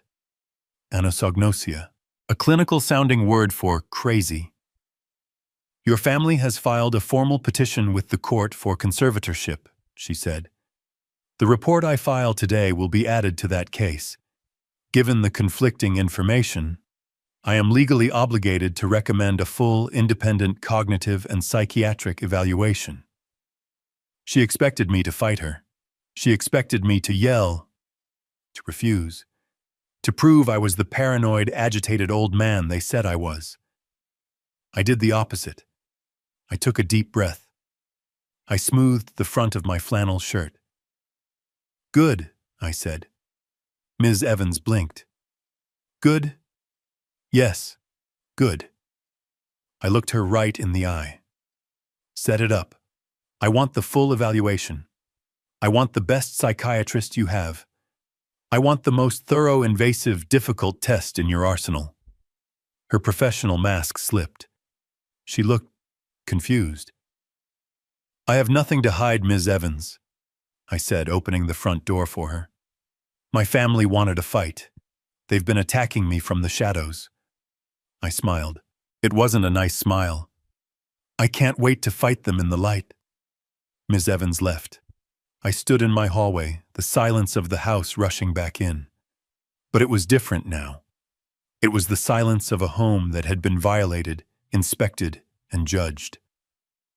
I walked into my bedroom and looked at the unmade bed, the indentation on the pillow where my head had been. Unkempt sleeping area. I felt a cold, clean rage, an engineer's rage. It wasn't hot.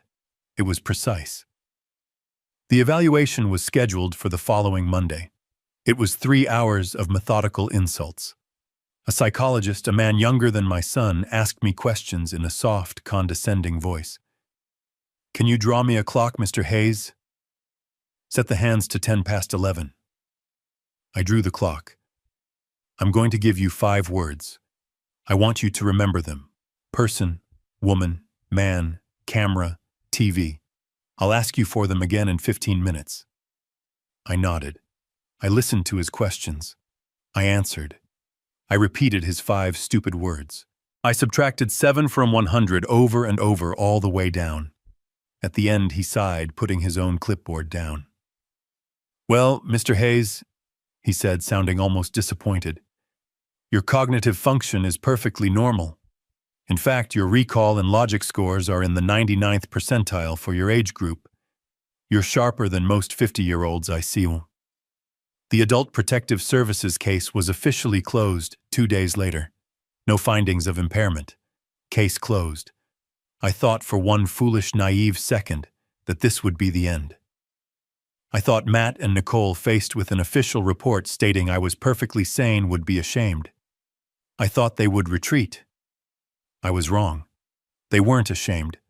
They were emboldened. The call came from Peterson a week later.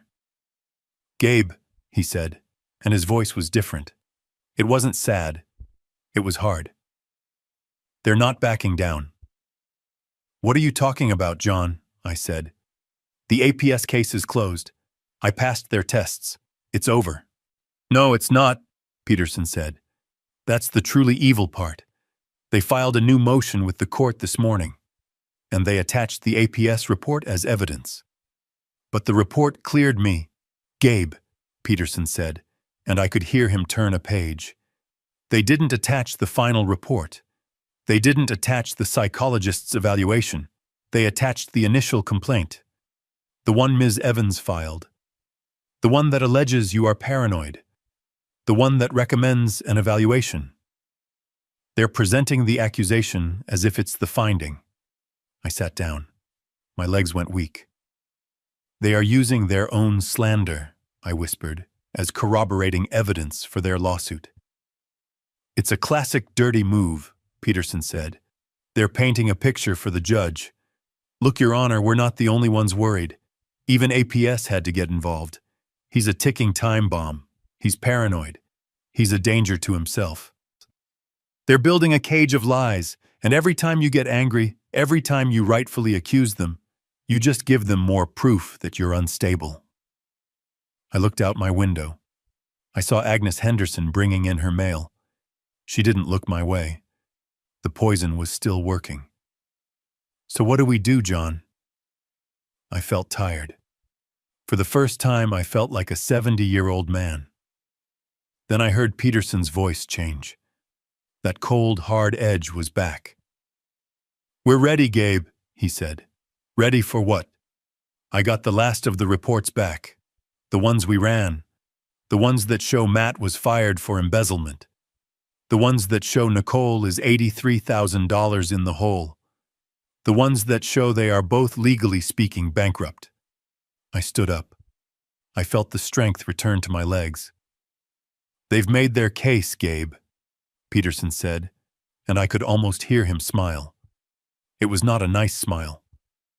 "They think they're putting a confused old man on trial. They think they're fighting for your 401k. He paused. "They have no idea. They're about to face a $50 million financial indictment. The Clackamas County Courthouse is not an impressive building. It's a block of beige concrete and dark glass built in the 70s that smells like stale coffee and floor wax. It's a place for speeding tickets and property disputes, not high-stakes drama."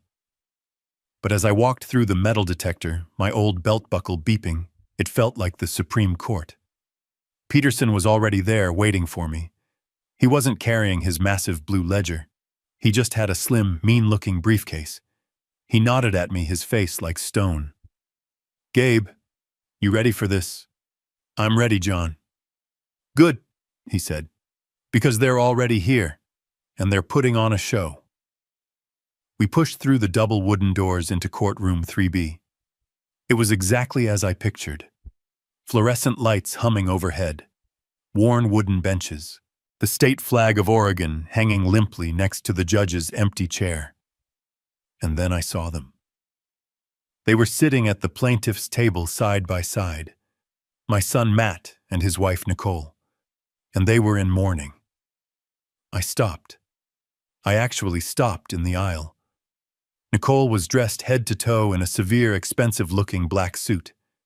Not navy, not charcoal. Black. Funeral black. Her hair was pulled back in a tight, joyless bun. She had a single strand of pearls on. Alice had a strand just like that. The sight of it made my stomach clench. She wasn't looking at me. She was staring straight ahead, her expression one of profound, tragic sadness. In her hand, she held a small, white, lace-edged handkerchief. Every few seconds, she would lift it not to her eyes, but to the corners of her eyes. A delicate, practiced dab, dab, dab. There were no tears. It was just the gesture. A performance for the judge, for the court, for anyone who was watching. And Matt, my son. He was in a dark suit, too. His face was pale. He looked somber. He looked like a man burdened by a terrible, necessary responsibility. The dutiful son forced to make the hardest decision of his life. He saw me. His eyes met mine for a second. I saw no guilt. I saw no shame. I saw pity. He pitied me. He genuinely believed the lie they had constructed. He had convinced himself that he was the hero of this story, the man stepping in to save his poor, confused father from himself. The sheer, staggering arrogance of it. It almost made me smile. Their lawyer, a slick-looking man in a suit that was too shiny, leaned over and whispered something to Nicole. She nodded, her face a perfect mask of sorrow, and dabbed her eyes again. They were mourning me. They were sitting in a courtroom dressed for my funeral, trying to bury me while I was still standing right in front of them. They were acting out the final scene of their play, the tragic end of poor old Gabe. I walked past them, my work boots echoing on the linoleum floor. I sat down at the defendant's table next to Peterson. I didn't look at them again. I looked at the empty judge's bench. They had built their entire case on a lie. That I was weak. That I was confused. That I was forgetful. They had no idea that I remembered everything. The bailiff stepped forward. "All rise." The performance was about to begin. Their lawyer, the one with the suit that was too shiny, stood up. "The plaintiffs call Nicole Hayes to the stand." The entire courtroom watched her. She moved as if she were walking on glass. Her steps were slow, her head bowed. She held that ridiculous lace handkerchief in one hand. She looked like the perfect image of a grieving daughter forced to do something terrible but necessary. She was a professional. This was her Super Bowl. She took the oath, her voice a soft, trembling whisper. I do. Her lawyer, a man named Snyder, approached her with a look of profound paternal sympathy. Mrs. Hayes, he said, his voice dripping with compassion. I know this is incredibly difficult for you. Can you please tell the court in your own words about your relationship with your father-in-law? Nicole looked at me. She actually looked right at me, her eyes brimming with what a stranger would call sadness. I knew what it was. It was triumph. Gabe, Dad. She began, her voice cracking perfectly on the word Dad. He's the kindest man I've ever known. When I married Matt, he welcomed me. He is my father. She paused. Dab, dab, dab with the handkerchief. But over the last year, especially since Alice passed, he's changed. Snyder prompted her gently. Changed how, Mrs. Hayes? He's just not there anymore, she whispered as if the admission pained her. He's confused. He's so forgetful. And he's a danger to himself. I gripped the edge of the defendant's table. Peterson put a hand on my arm, a silent wait. A danger? Snyder asked, his brow furrowed in concern. Those are strong words. Can you give the court an example? Oh, God, she said, closing her eyes as if reliving a trauma. Last month, Matt and I, we always check on him. We try to. He gets so agitated. When we do, but we worry. We went over and the house was cold, and it smelled of gas. She was lying. A complete, total fabrication. My stove is electric. He had turned on the gas stove, the burner, but not the flame, she sobbed. He was just sitting in his chair in the living room reading the paper. The entire kitchen was filling with gas. If we hadn't gotten there, if we hadn't... She broke down, a quiet, theatrical sob into her handkerchief. Matt at his table put his head in his hands, playing his part. The traumatized son. That's horrifying, Snyder said, letting the image hang in the air for the jury. And has there been anything else? He gets lost, she said, her voice small. He's lived in this town for 45 years. But last week, he went to the Roundup Cafe, a place he's been to 1,000 times, and he called Matt. He was crying. He was disoriented. He said he didn't know where he was. He didn't know how to get home. The diner. She was twisting it. She was twisting the day they turned their backs on me into proof of my insanity. The audacity was breathtaking. So, Snyder said, pacing, he's forgetful. He's a danger to himself. Now, let's talk about this lawsuit. Your petition claims he made a financial promise to you. Can you explain that? Oh, it wasn't about a house, she said, shaking her head, as if the very idea was distasteful. It was about his words, his and Alice's. For years, they always told Matt, we're saving this for you. We're building this for you. When we're gone, the family will be taken care of. She looked at the judge, her eyes wide and sincere. Your Honor, Gabe promised us. He promised he would help us. He promised he would invest in us. We trusted that promise. It was a family promise. And what happened when you tried to act on that promise? Snyder asked. Nicole's face darkened with a new, different kind of sadness. The sadness of a victim. We We found our dream home, the home we wanted for our future children. We were so excited. We brought him the paperwork. It was just a formality. We thought he'd be happy for us. And was he? She took a sharp, shaky breath. He was a different person. His eyes, they were cold. He accused us. He accused Matt of trying to steal from him. He called me. He called me names I can't repeat in court. Another lie. I hadn't called her anything. I had just said no, but no wasn't dramatic enough for her story. He threw us out, she said, her voice rising in remembered panic. He threw us out of his house. He was violent in his refusal. He wasn't confused anymore. He was mean. That's when we knew. That's when we realized the man we loved, our father, was gone. Replaced by this angry, paranoid stranger. She had done it. She had painted the perfect picture. I wasn't just a forgetful old man. I was now a volatile, angry, paranoid old man, a danger to myself and to others. Snyder let her words hang in the air. He walked back to his table, then turned as if struck by a final noble thought. So, to be absolutely clear, Mrs. Hayes, this petition, this lawsuit, it's not about money, is it? It's not about the $600,000. This was the moment, the climax of her performance.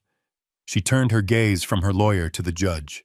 The judge, a woman in her 60s with intelligent, tired eyes, looked back at her unblinking. Nicole's fake tears finally truly welled up and spilled over. Her voice was a masterpiece of broken devotion. Money, Your Honor.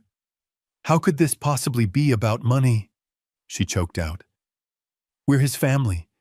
We love him. We just want to protect him. We just want to get him the help he needs. We want to manage his affairs so he can't hurt himself, so he can live out his years in safety and dignity. And then she went for the kill, the final vicious twist of the knife. And, she said, her voice breaking completely, we want to fulfill his late wife's greatest wish. I felt my blood run cold. Alice, Nicole whispered as if speaking of a saint. Alice always said that her only job in this world was making sure her family was taken care of, that Matt was safe. We're just trying to do what she would have wanted. I closed my eyes. The desecration was complete. She had taken the memory of my wife, the memory of Alice's love and strength, and she had twisted it. She had forged it into a weapon to justify her own bottomless, pathological greed. She had painted Alice, my Alice, as her accomplice. I heard a sniffle from the public gallery. Someone was buying it. I looked at Matt. He was sitting at his table, his head bowed, his shoulders shaking slightly. He was nodding. He was actually nodding along to her story. He had heard the lie so many times he now believed it himself. Nicole dabbed her eyes one last time. We just want our father back, she whispered. She stepped down from the stand, a perfect portrait of tragic, dutiful love. The courtroom was silent. The judge made a note. Snyder looked at Peterson, his expression smug. Your witness, he said. But Peterson didn't stand up. Not yet. He just looked at me. I nodded. It was my turn. Snyder sat down looking like a cat that had just swallowed a canary. He was smug. He looked at Peterson. Your witness. I felt my hands grip the wood of the defendant's table. I expected Peterson to call me. I expected him to put me on the stand, to deny the lies, to deny the gas stove, to deny the violent outburst. Peterson stood up slowly. He was a big man, but he moved with a quiet, deliberate grace. He wasn't flashy like Snyder. He was granite. The defense calls Matthew Hayes to the stand. A wave of confusion rippled through the courtroom. I heard Nicole's sharp intake of breath. Matt, my son, looked up, his face a mask of complete shock. Snyder shot to his feet. "Objection, Your Honor. Mr. Hayes is my client. He is a plaintiff. The defense cannot call my client as their witness." Peterson didn't even look at him. He addressed the judge, a stern-looking woman in her 60s named Judge Evans. "Your Honor," Peterson said, his voice a calm rumble. "Mr. Hayes is not just a plaintiff seeking monetary damages. He is the proposed conservator. This hearing is to determine his father's mental capacity, and if that capacity is found lacking, to determine if Mr. Hayes is a suitable person to manage his father's life and estate. His character, his motives, and his judgment are not just relevant. They are the central issue of this entire proceeding. I intend to examine those motives." Judge Evans looked at Snyder. "This is a conservatorship hearing, Mr. Snyder, not a simple civil suit. I'm allowing it. Objection overruled. Mr. Hayes, take the stand." I watched my son. I watched him walk that long, lonely path from the plaintiff's table to the witness box. He looked small in his dark, somber suit. He passed right by me. He wouldn't meet my eyes. He placed his hand on the Bible. I thought, he's about to lie on the same Bible his mother read every Sunday. He swore the oath, his voice barely a whisper. "I do." He sat down. He looked terrified. Peterson approached the box. He didn't attack. His voice was soft, almost kind. "Mr. Hayes, you've just heard your wife's testimony. It was very moving. You must be terribly worried about your father." Matt visibly relaxed. This was familiar territory. The script. "Yes, sir," he said, nodding, finding his footing. "We both are.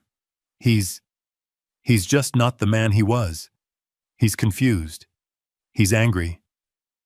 We're scared for him."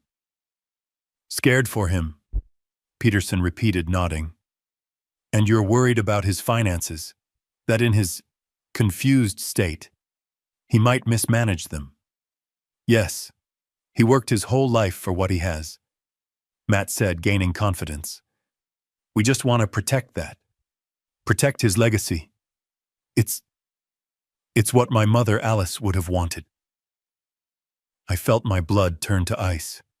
He dared. He dared to speak her name. He dared to use her as a shield for this. I looked at Peterson. Peterson's face was stone. "So, Mr. Hayes," Peterson continued, his voice still soft, "all of your actions, this lawsuit, this petition to have your father stripped of his rights, all of this comes from a place of love, of concern." "Yes," Matt said, his voice firm now. 100%. We just want to help him." "Help him," Peterson murmured. He paced a step. Then he turned, and the kindness was gone. His voice was no longer a rumble. It was a blade. "Let's talk about the specific ways you've tried to help him." Peterson walked to his briefcase. He pulled out a single sheet of paper. "Mr. Hayes, I'm holding a document from Bank of America dated October 15th of this year. It's a rejection letter for a $20,000 home equity line of credit in your father's name. Can you tell the court who filed this application?" Snyder was on his feet. "Objection, relevance. What does this have to do?" "Your Honor," Peterson cut him off. "It has everything to do with it. It speaks directly to the plaintiff's pattern of behavior regarding his father's finances." Judge Evans held up a hand. "I'll allow it. It is highly relevant." "Answer the question, Mr. Hayes." Matt was white. He was staring at the paper in Peterson's hand as if it were a snake. I don't recall. I don't know anything about that." "You don't recall?" Peterson's voice was incredulous. "That's strange. Because the application was filed at 7:42 p.m. on Tuesday, October 15th. According to your own wife's testimony, that was the very same day your father supposedly had a violent paranoid episode and threw you out of his house. You must have been very concerned for his finances that night. Objection! Snyder yelled. Argumentative. Sustained, the judge said, but she was leaning forward now, her eyes fixed on Matt. Just ask the questions, Mr. Peterson. Let me refresh your memory, Mr. Hayes. Peterson continued, his voice like ice. This application was filed online. It used your father's correct social security number, his correct date of birth, and for the security question, his mother's maiden name, Kovacs. Is that a name you are familiar with, Mr. Hayes? I watched my son's face. I watched it crumble. He knew. He was caught. He looked at Nicole, a desperate, silent plea. Her face was frozen, her mask of grief replaced by one of pure panic. I might have, Matt stammered, his voice cracking. I was trying to check on his accounts, to see if he was okay. I was worried someone else might be stealing from him. You were checking on his accounts by applying for a $20,000 loan in his name without his permission? Peterson asked, his voice booming in the small courtroom. Is that what helping looks like, Mr. Hayes? Or is that what the Oregon State Penal Code calls identity theft? Objection! Snyder screamed, his face purple. My client is not on trial for... Sustained, the judge snapped. The jury will disregard that last comment. Mr. Peterson, you are on a very thin wire. My apologies, Your Honor, Peterson said, not looking sorry at all. He put the bank letter down. Let's move on. Let's talk about other ways you've helped your father. Matt was breathing hard now, his knuckles white on the railing of the witness box. Mr. Hayes, Peterson said, let's go back 1 week further, to October 10th. Your father was at a cardiology appointment in Portland for most of the day. Is that correct? I believe so. And while he was gone, you and your wife were at his house, weren't you? Matt's eyes darted to Nicole again. We stopped by to pick up his mail. He'd been forgetting. Forgetting the mail, Peterson said, nodding. Very thoughtful. The defense submits this affidavit. He handed a paper to the bailiff, who passed it to the judge. It's a sworn statement from Mrs. Agnes Henderson, your father's next-door neighbor of 45 years. In it, she testifies that she saw you and your wife Nicole inside your father's home for, and I quote, nearly a full hour. She also testifies that when your wife left, she was carrying a beige tote bag that was, quote, stuffed so full of papers I thought the handles would break. Peterson turned back to Matt. The kindness was gone. The civility was gone. This was an execution. Mr. Hayes, he thundered, were you helping your father when you broke into his file cabinet? Were you protecting him when you stole his 401k statements, his private pension documents, and his personal tax returns? We were worried, Matt shouted, his voice breaking. We were looking for his will. We were afraid. We were afraid in his confused state he might have lost it. Or changed it. So, you admit you took the documents, Peterson said, his voice dropping to a deadly whisper. No, we were just organizing, Peterson repeated. A noble act. And this lawsuit, this petition to have him declared insane, is that also organizing? We had to. Matt pleaded, his eyes now on the judge. He's sick. He doesn't know what he's doing. We're just trying to manage his affairs. Ah, Peterson said. His affairs. Let's talk about that. Mr. Hayes, you have a good job, don't you? Regional sales manager at John Deere. Matt seemed to grab onto this like a lifeline, a topic he understood. Yes, he said, straightening up slightly. Yes, I do. You sell tractors, farm equipment, a solid, respectable job. an honest living. Yes, Matt said. Is it still correct, Mr. Hayes? Matt just stared at him. Oh. What? Peterson walked back to his briefcase. He pulled out another document. Mr. Hayes, were you not fired from your position at John Deere 6 months ago, on May 1st, for embezzlement? The courtroom exploded. Snyder was on his feet screaming, "Objection! Objection! Relevance! Character assassination!" Objection. But it was too late. The bomb had gone off. The words were hanging in the air. Embezzlement. Peterson ignored the lawyer and threw the documents onto the clerk's desk. Your Honor, the defense submits Mr. Hayes' termination letter from John Deere and the signed restitution agreement, where he admits to falsifying expense reports and stealing $5,000 from his employer.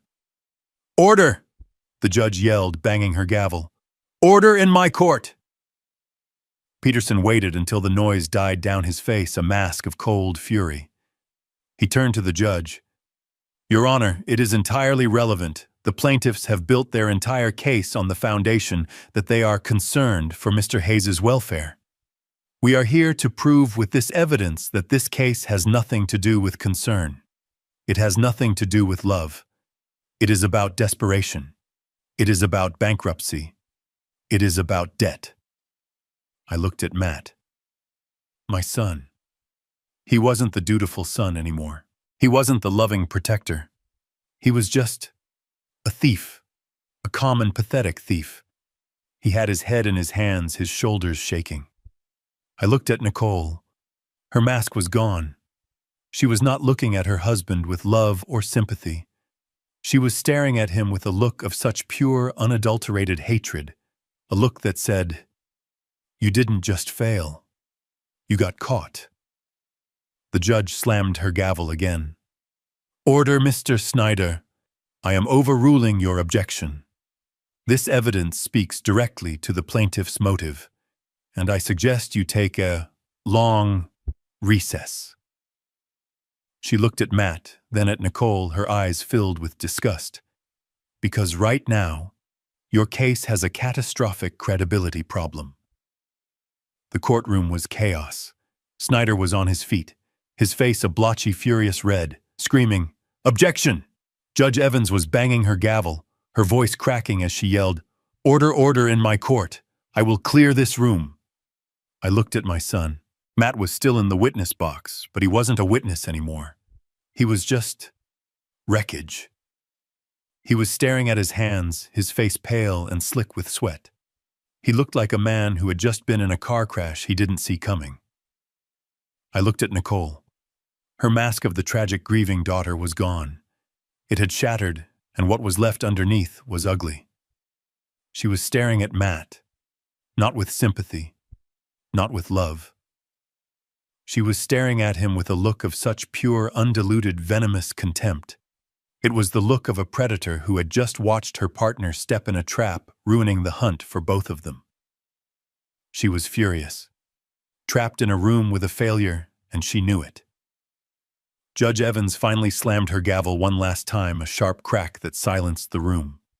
"Sit down, counsel," she barked at Snyder. He sank into his chair, humiliated. The judge looked at Peterson, then at the documents he had submitted. The termination letter, the restitution agreement, embezzlement. Her eyes, when they finally lifted, were cold as steel. She looked at Snyder. "Counselor," she said, her voice dangerously quiet. "Given this revelation regarding your client's fundamental credibility, do you have anything else you'd like to offer this court? Or are we done here?" I could see the panic in Snyder's eyes. His entire case, the only case he had, was that I was a paranoid, incompetent old man who needed to be protected. And Peterson had just proven in less than 5 minutes that I wasn't paranoid at all. I was being hunted. Snyder stood up. He was sweating. I could see the dark patch on the back of his shiny suit jacket. He fumbled with his papers, his hands shaking. He had one move left. It wasn't a legal move. It was a tantrum. It was a desperation play. He abandoned the incompetence argument completely. He abandoned the conservatorship. He knew that was dead. He pivoted. He turned his back on Matt, discarding his own client, and faced the judge. He tried to reclaim that compassionate fatherly tone he had used with Nicole, but his voice was trembling with rage. "Your Honor," he said, trying to sound reasonable, "what Mr. Peterson has just revealed about my client, Mr. Hayes, while unfortunate, and perhaps a sign of deep financial and emotional stress, it does not change the central moral fact of this case." I looked at Peterson. Peterson just leaned back, clasping his hands. A small, almost invisible smile touched his lips. He was letting him do it. He was handing him the rope. "And what moral fact is that, Counselor?" Judge Evans asked, her voice dripping with impatience. "The fact, Your Honor," Snyder said, and he turned his arm outstretched, pointing a finger directly at me. "The fact that Mr. Gabriel Hayes, my client's father, is a wealthy man." I stiffened. Here it was. He is sitting on a paid-off house that we have established is worth at least $600,000. He is sitting on a massive 401k. He is sitting on a pension. He has, by his own admission, no debts, and he has refused, cruelly, to help his only child. Snyder was pacing now, finding his rhythm. He was no longer a lawyer. He was a preacher full of fire and false righteousness. "Yes, my client made a mistake," he yelled. "A terrible mistake born of desperation, a desperation that was caused by his own father. This wealthy, comfortable, retired man who refused him, who looked his only family in the eye and refused to help. He was trying to make me the villain. He was trying to say that my no was the crime that led to all the others." He slammed his hand on the plaintiff's table. Nicole, lost in her own panic, jumped. "That, Your Honor, that is the real abuse in this courtroom. That is moral cruelty. That is a father failing in his most basic fundamental duty. My clients are here on their knees begging for help. And this man has the power to fix all of it. He has the power to save his family. But he won't." He pointed at me again. The gesture was rude, invasive. "He is hoarding his wealth. He is letting it rot in a bank account, while his own son and daughter-in-law face financial ruin. He may be competent according to some test, but he is not a competent father. He is not a competent man. This isn't just about a promise. This is about decency. He has a moral obligation to his blood, and if he will not honor that obligation, then this court must compel him to—" He let the words hang in the air. Moral obligation. He was trying to shame me. He was trying to shame the judge into forcing me to give them the $600,000 as a punishment for being a bad father. I looked at Matt, my son, still sitting in the witness box. He was listening to this. He was nodding. He was actually nodding. He believed it. After everything, after being exposed as an embezzler, a liar, a thief, he still believed he was the victim. He believed he was entitled to my money. He believed I was the cruel one. The rage in my chest was so cold it burned. This was the man I had raised. This was the legacy Alice and I had built. A weak, entitled thief who felt the world owed him everything. Peterson stood up. He hadn't objected. He hadn't said a word. He had let Snyder dig his own grave shovel by shovel. "Your Honor," Peterson said, his voice calm, cutting through the heavy silence. "Mr. Snyder makes a passionate, if highly irrelevant, argument, but I thank him." Snyder looked confused. He had expected a fight. "I thank him," Peterson continued, "because he has brought us perfectly, and finally, to the central point of this case." Peterson looked at me. then at Matt, then at Nicole. Mr. Snyder is correct about one single thing. His entire case, his original case for $600,000 and his new desperate argument for moral obligation, is built on one fundamental assumption.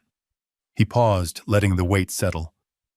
The assumption is that my client, Gabriel Hayes, is, as Mr. Snyder so eloquently put it, a wealthy old man sitting on a pile of money. Snyder frowned. He is, we have the documents, the 401k, the pension, the house, he's hoarding it. Peterson smiled. It was the coldest, most terrifying smile I had ever seen. It was the smile of an engineer who had just checked the final calculation and knew the bridge was about to collapse exactly as he'd planned. Your Honor, Peterson said, turning to face me, I'd like to address that assumption, because there has been a significant misunderstanding of the facts. A gross miscalculation of my client's actual financial situation. Nicole, who had been staring at Matt with pure hatred, suddenly snapped her head toward Peterson. Her eyes, they lit up with a new, hungry, desperate light. More money is there. More I knew what was coming. I took a deep breath.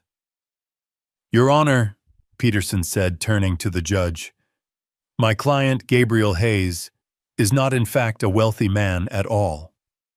Snyder scoffed. Your Honor, that's absurd. We have the documents. The 401k, the pension. The house, he's hoarding it. Peterson smiled. It was the coldest, most terrifying smile I had ever seen.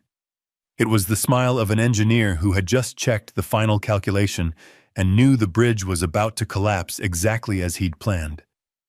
Your Honor, Peterson said, turning to face me, I'd like to address that assumption, because there has been a significant misunderstanding of the facts.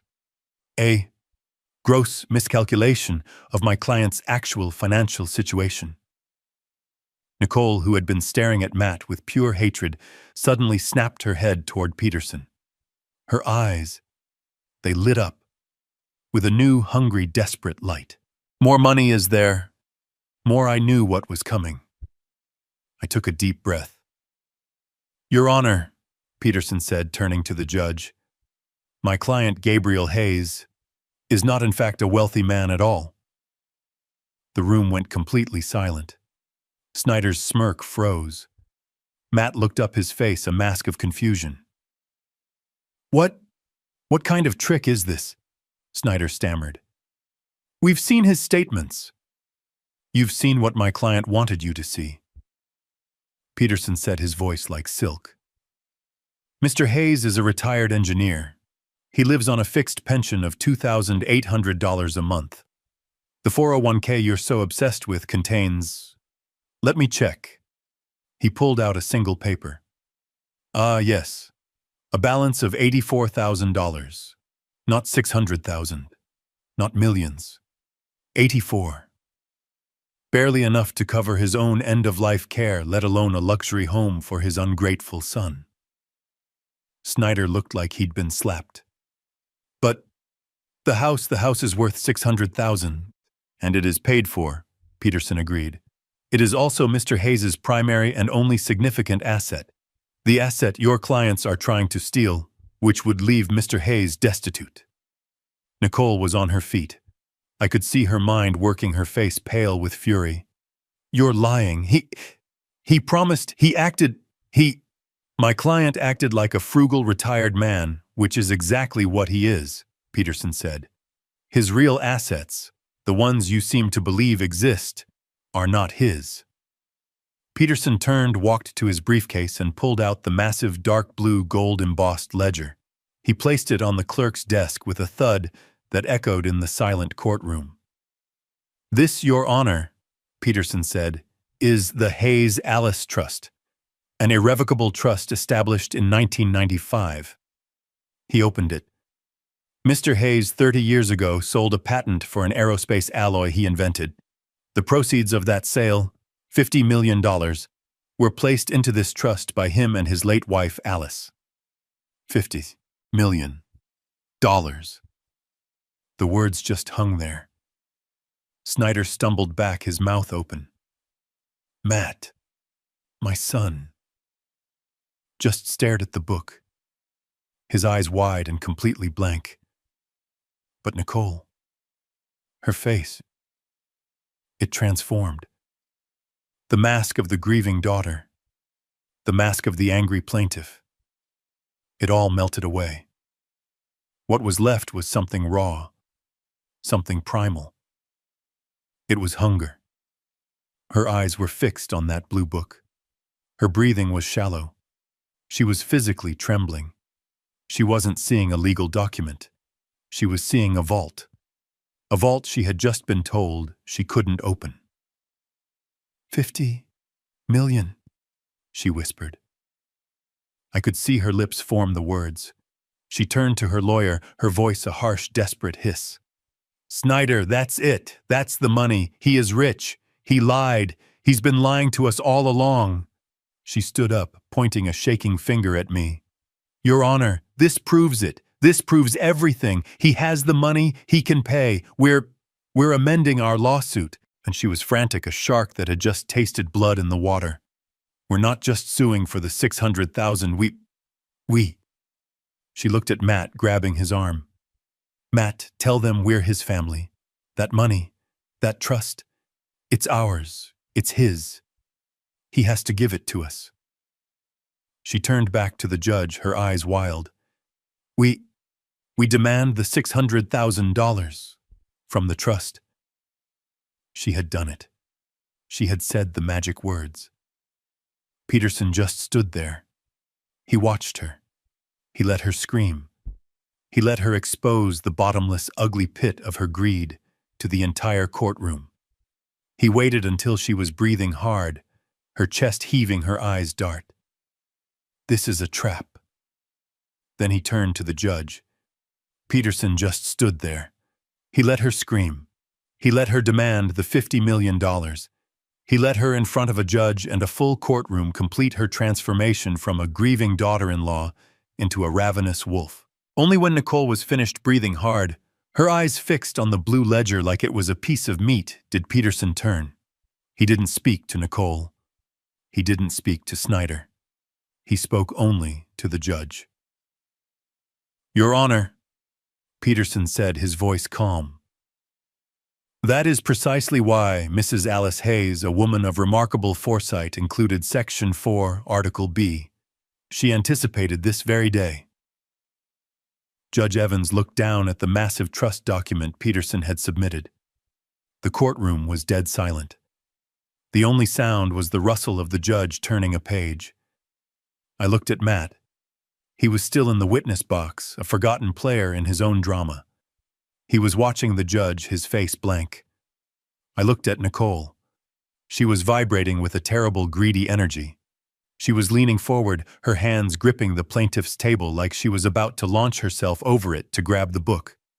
Judge Evans found the page. She put on her own reading glasses.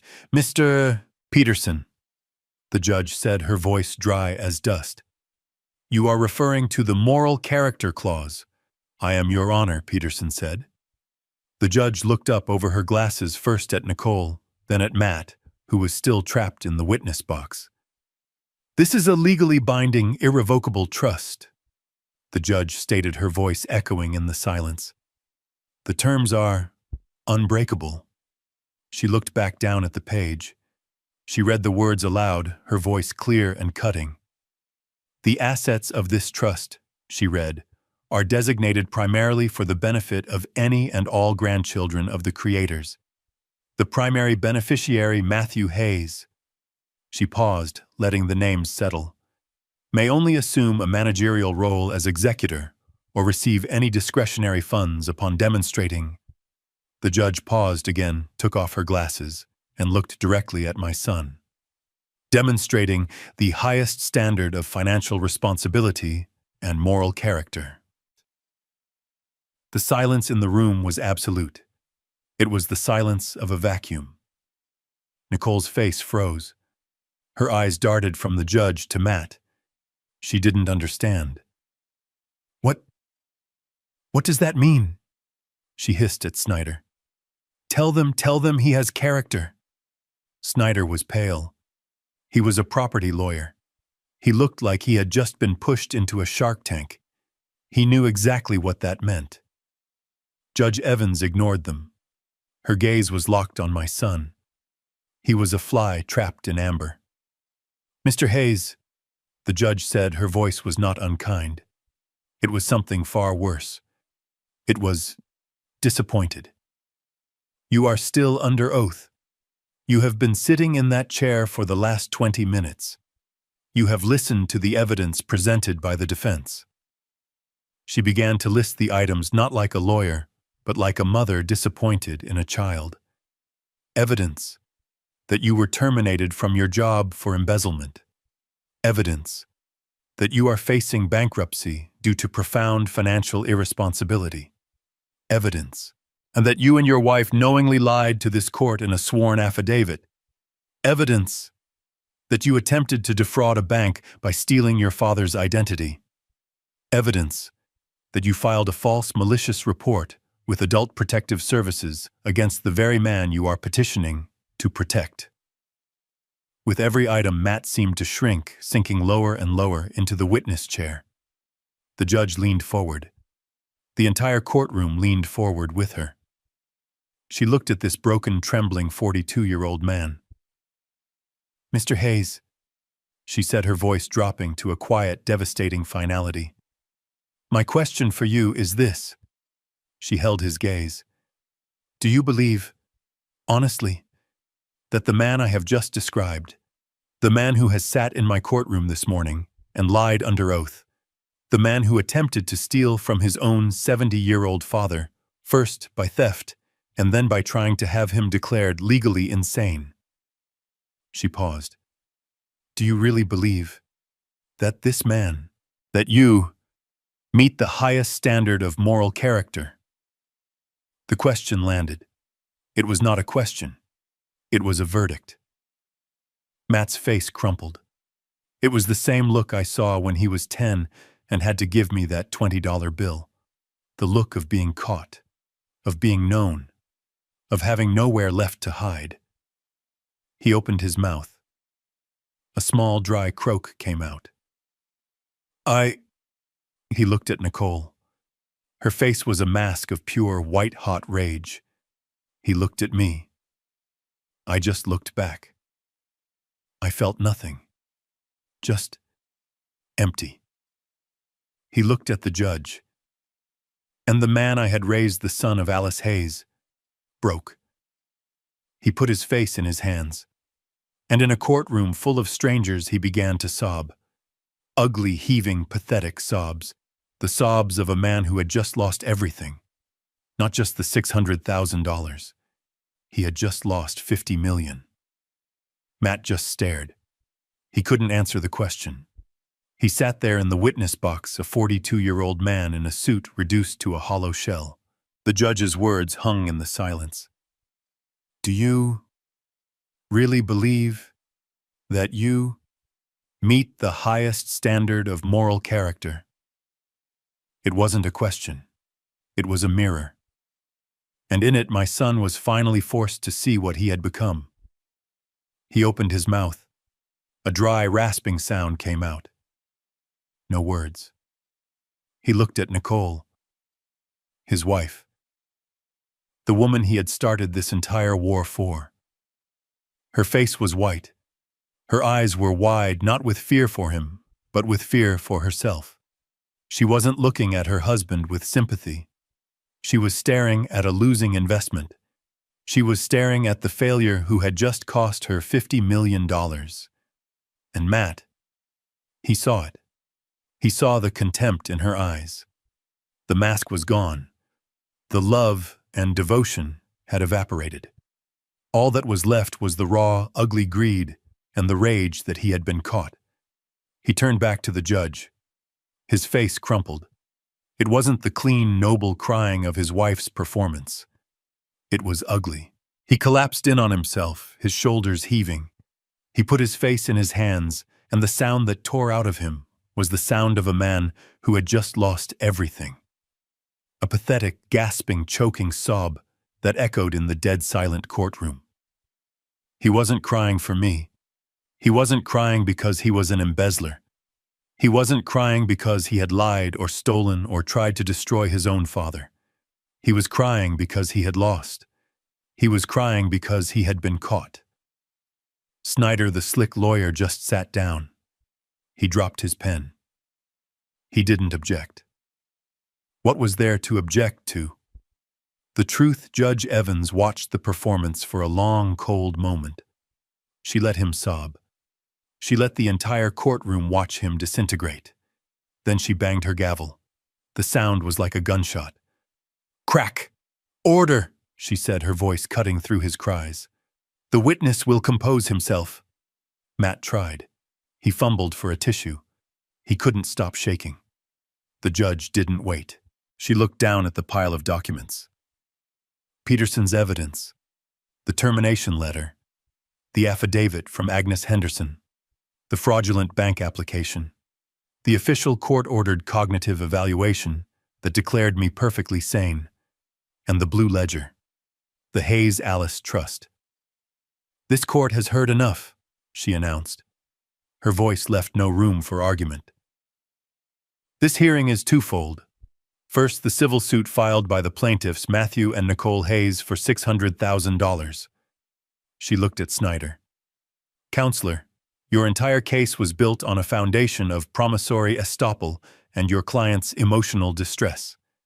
Given that your client's own actions, namely embezzlement and fraud, are the actual cause of his distress, and that your other client, Mrs. Hayes, was found to be lying on the stand about the gas leak, this court finds the claim to be not only baseless, but frivolous, malicious, and an act of profound bad faith. She took a breath. The civil suit for $600,000 is hereby dismissed, with prejudice, which means you can never file it again. Nicole let out a small, strangled gasp. Second, the judge continued, her voice growing colder. We have the petition for conservatorship, the petition to have Mr. Gabriel Hayes declared mentally incompetent. She looked at me. For the first time, her expression softened for just a fraction of a second.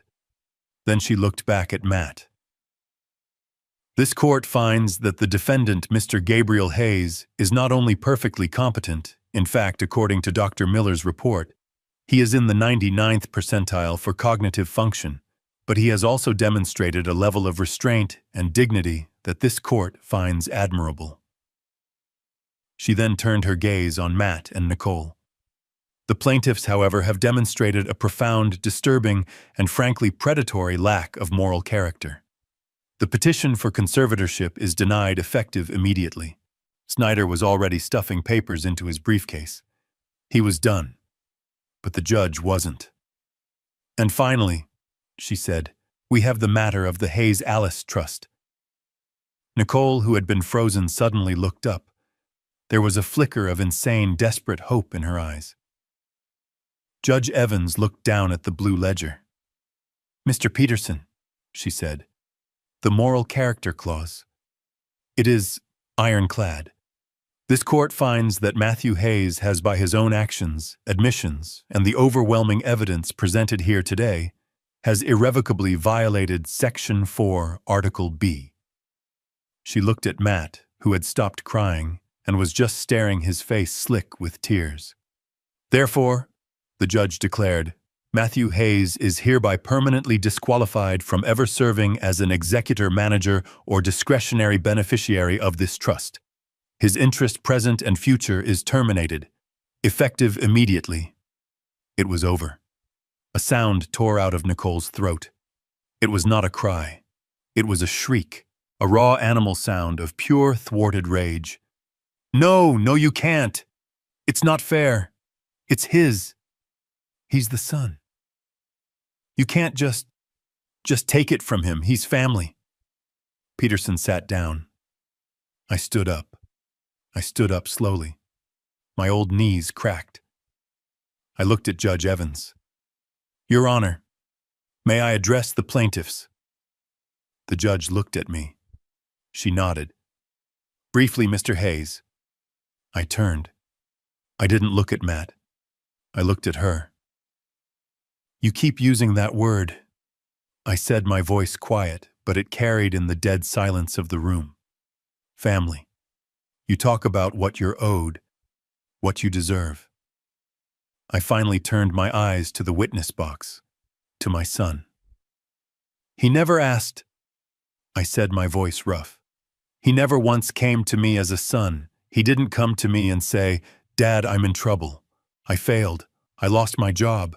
I'm drowning. Please help me. I took a step closer. He came to me as a thief. He came into my house, the house his mother loved, and he rifled through my life. He stole my papers. He tried to steal my identity. He stole what he thought was all I had. He chose fraud instead of family. He was willing to tell a court of law that his own father was insane. He was willing to have me locked away. He was willing to make me homeless, just to get his hands on a few $1,000s from my 401k. I looked back at Nicole. Her face was a mask of disbelief. You're wrong, Nicole, I said. My $50 million was never the secret. I was never hiding money from you. I was trying to protect my son from himself. I was trying to give him a chance to be the man his mother Alice raised him to be. A man of character. I pointed at Matt, still weeping in the witness box. My money wasn't the secret, I said, my voice breaking with a cold, terrible clarity. His character's the secret. And now we all see it. I sat down. The silence was absolute. Judge Evans put her glasses back on. She looked at the plaintiff's table. This hearing is concluded, she said. She stood up. And furthermore, based on the testimony and evidence of embezzlement, perjury under oath, conspiracy to commit fraud, identity theft, and the filing of a false malicious report to Adult Protective Services, this court is referring this entire matter to the District Attorney's Office for a full criminal investigation. Crack. The gavel fell. It was done. I watched a bailiff walk over to Matt.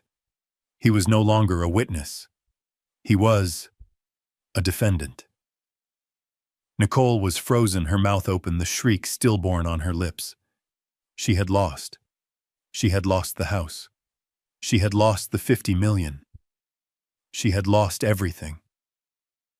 Peterson put his hand on my back. It's over, Gabe. I nodded. I stood up. I didn't look at them again. I didn't look at my son.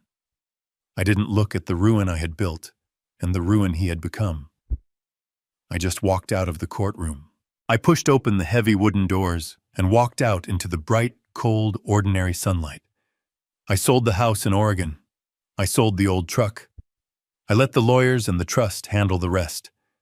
I used my pension, the money I had earned, the decoy money, and I bought a small 2-bedroom condo in San Diego.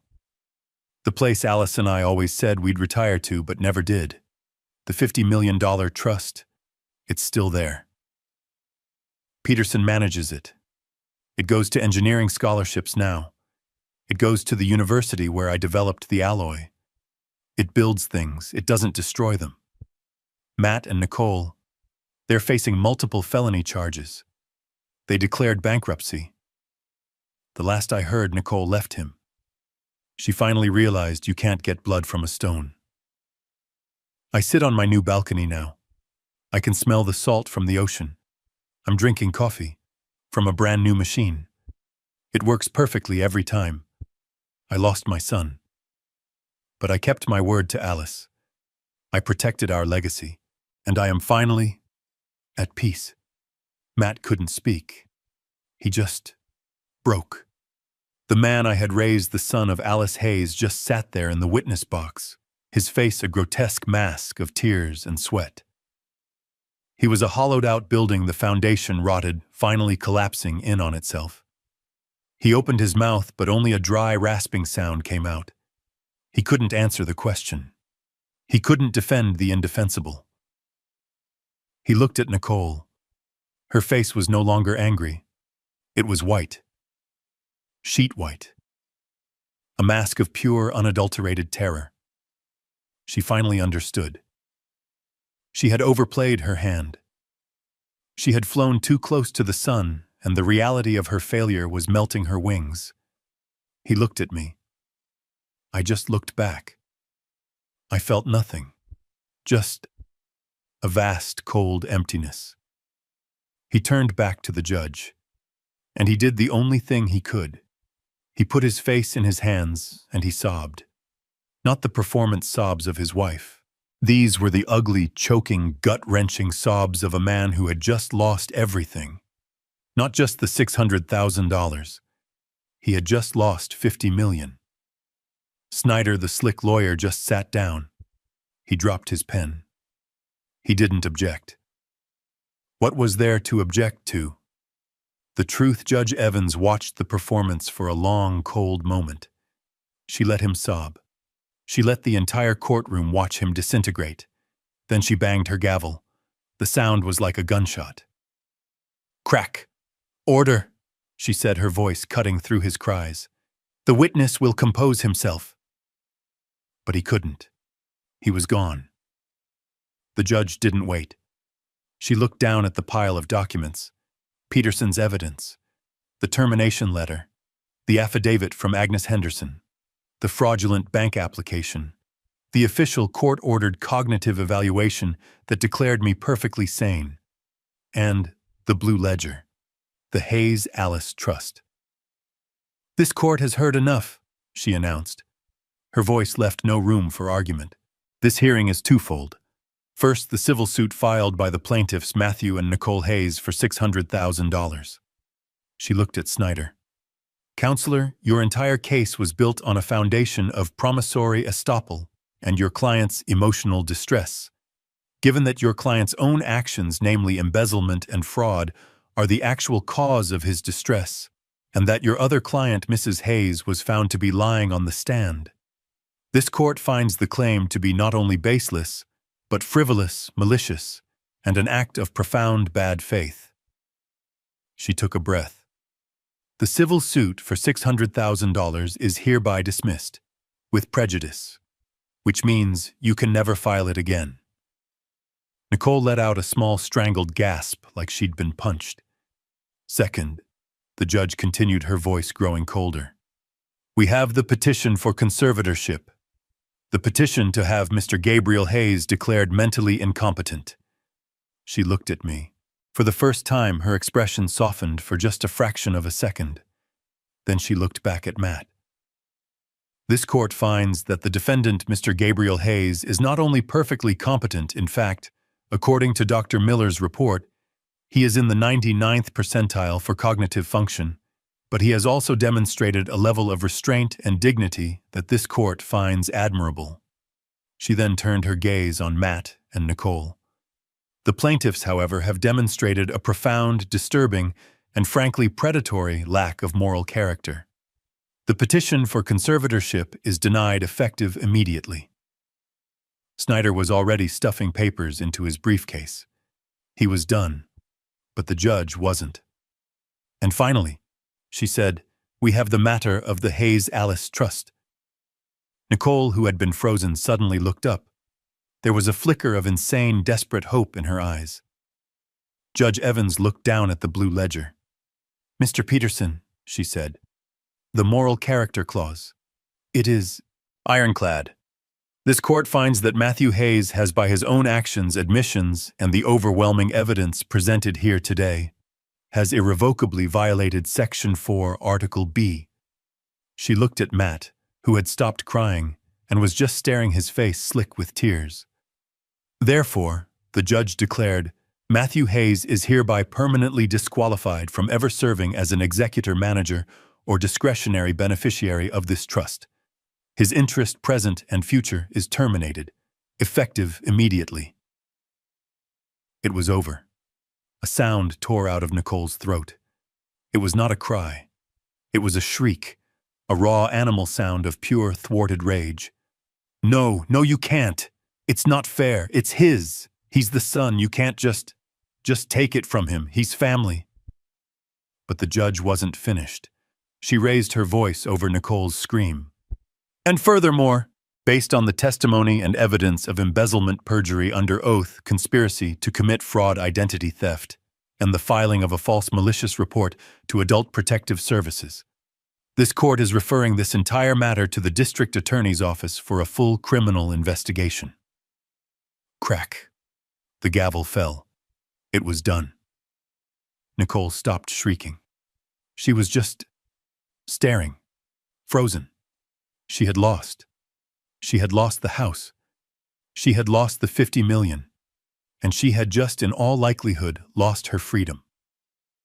I watched a bailiff walk over to Matt. He was no longer a witness. He was a defendant.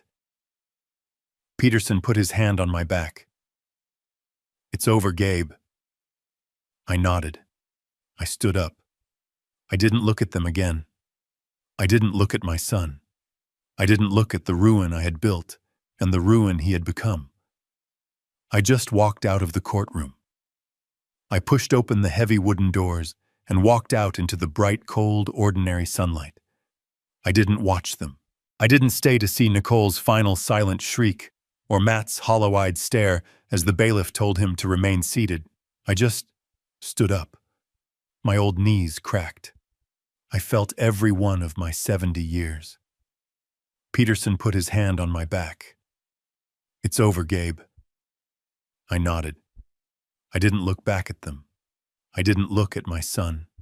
I didn't look at the ruin I had built and the ruin he had become. I just walked out of the courtroom.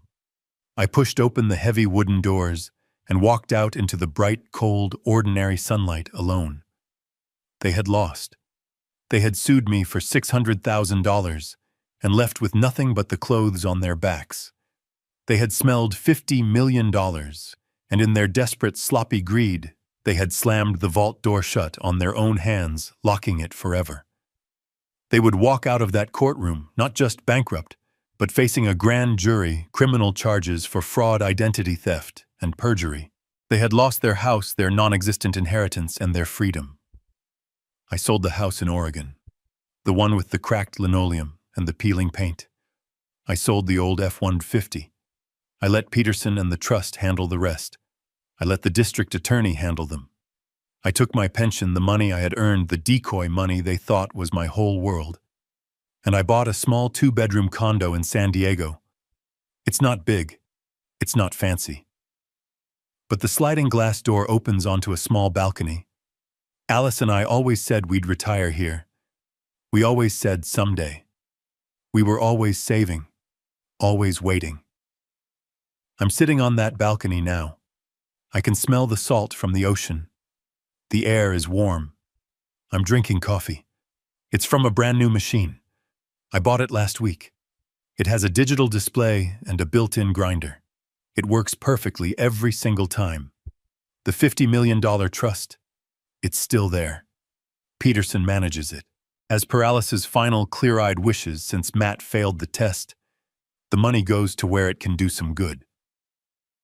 It's funding engineering scholarships at my old university. It's building libraries for kids who want to learn. It's building things that last, not things that get torn down by greed. I lost my son. I know that. I lost him a long time ago, maybe even before Alice died. I just didn't want to see it. But I kept my word to her. I protected our legacy. I protected what we built. And I am finally at peace. I spent 30 years hiding my wealth because I was afraid it would ruin my son's character. The irony is that my lack of wealth, or what he thought was a lack, is what truly exposed his. This nightmare taught me a hard lesson. You can't protect people from themselves. Money doesn't create character. It only reveals what was already there, or what was missing. I tried to protect my son from a curse, but I learned that the real curse wasn't the $50 million. It was his own greed.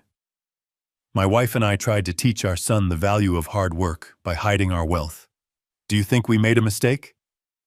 Tell me what you truly think in the comments below.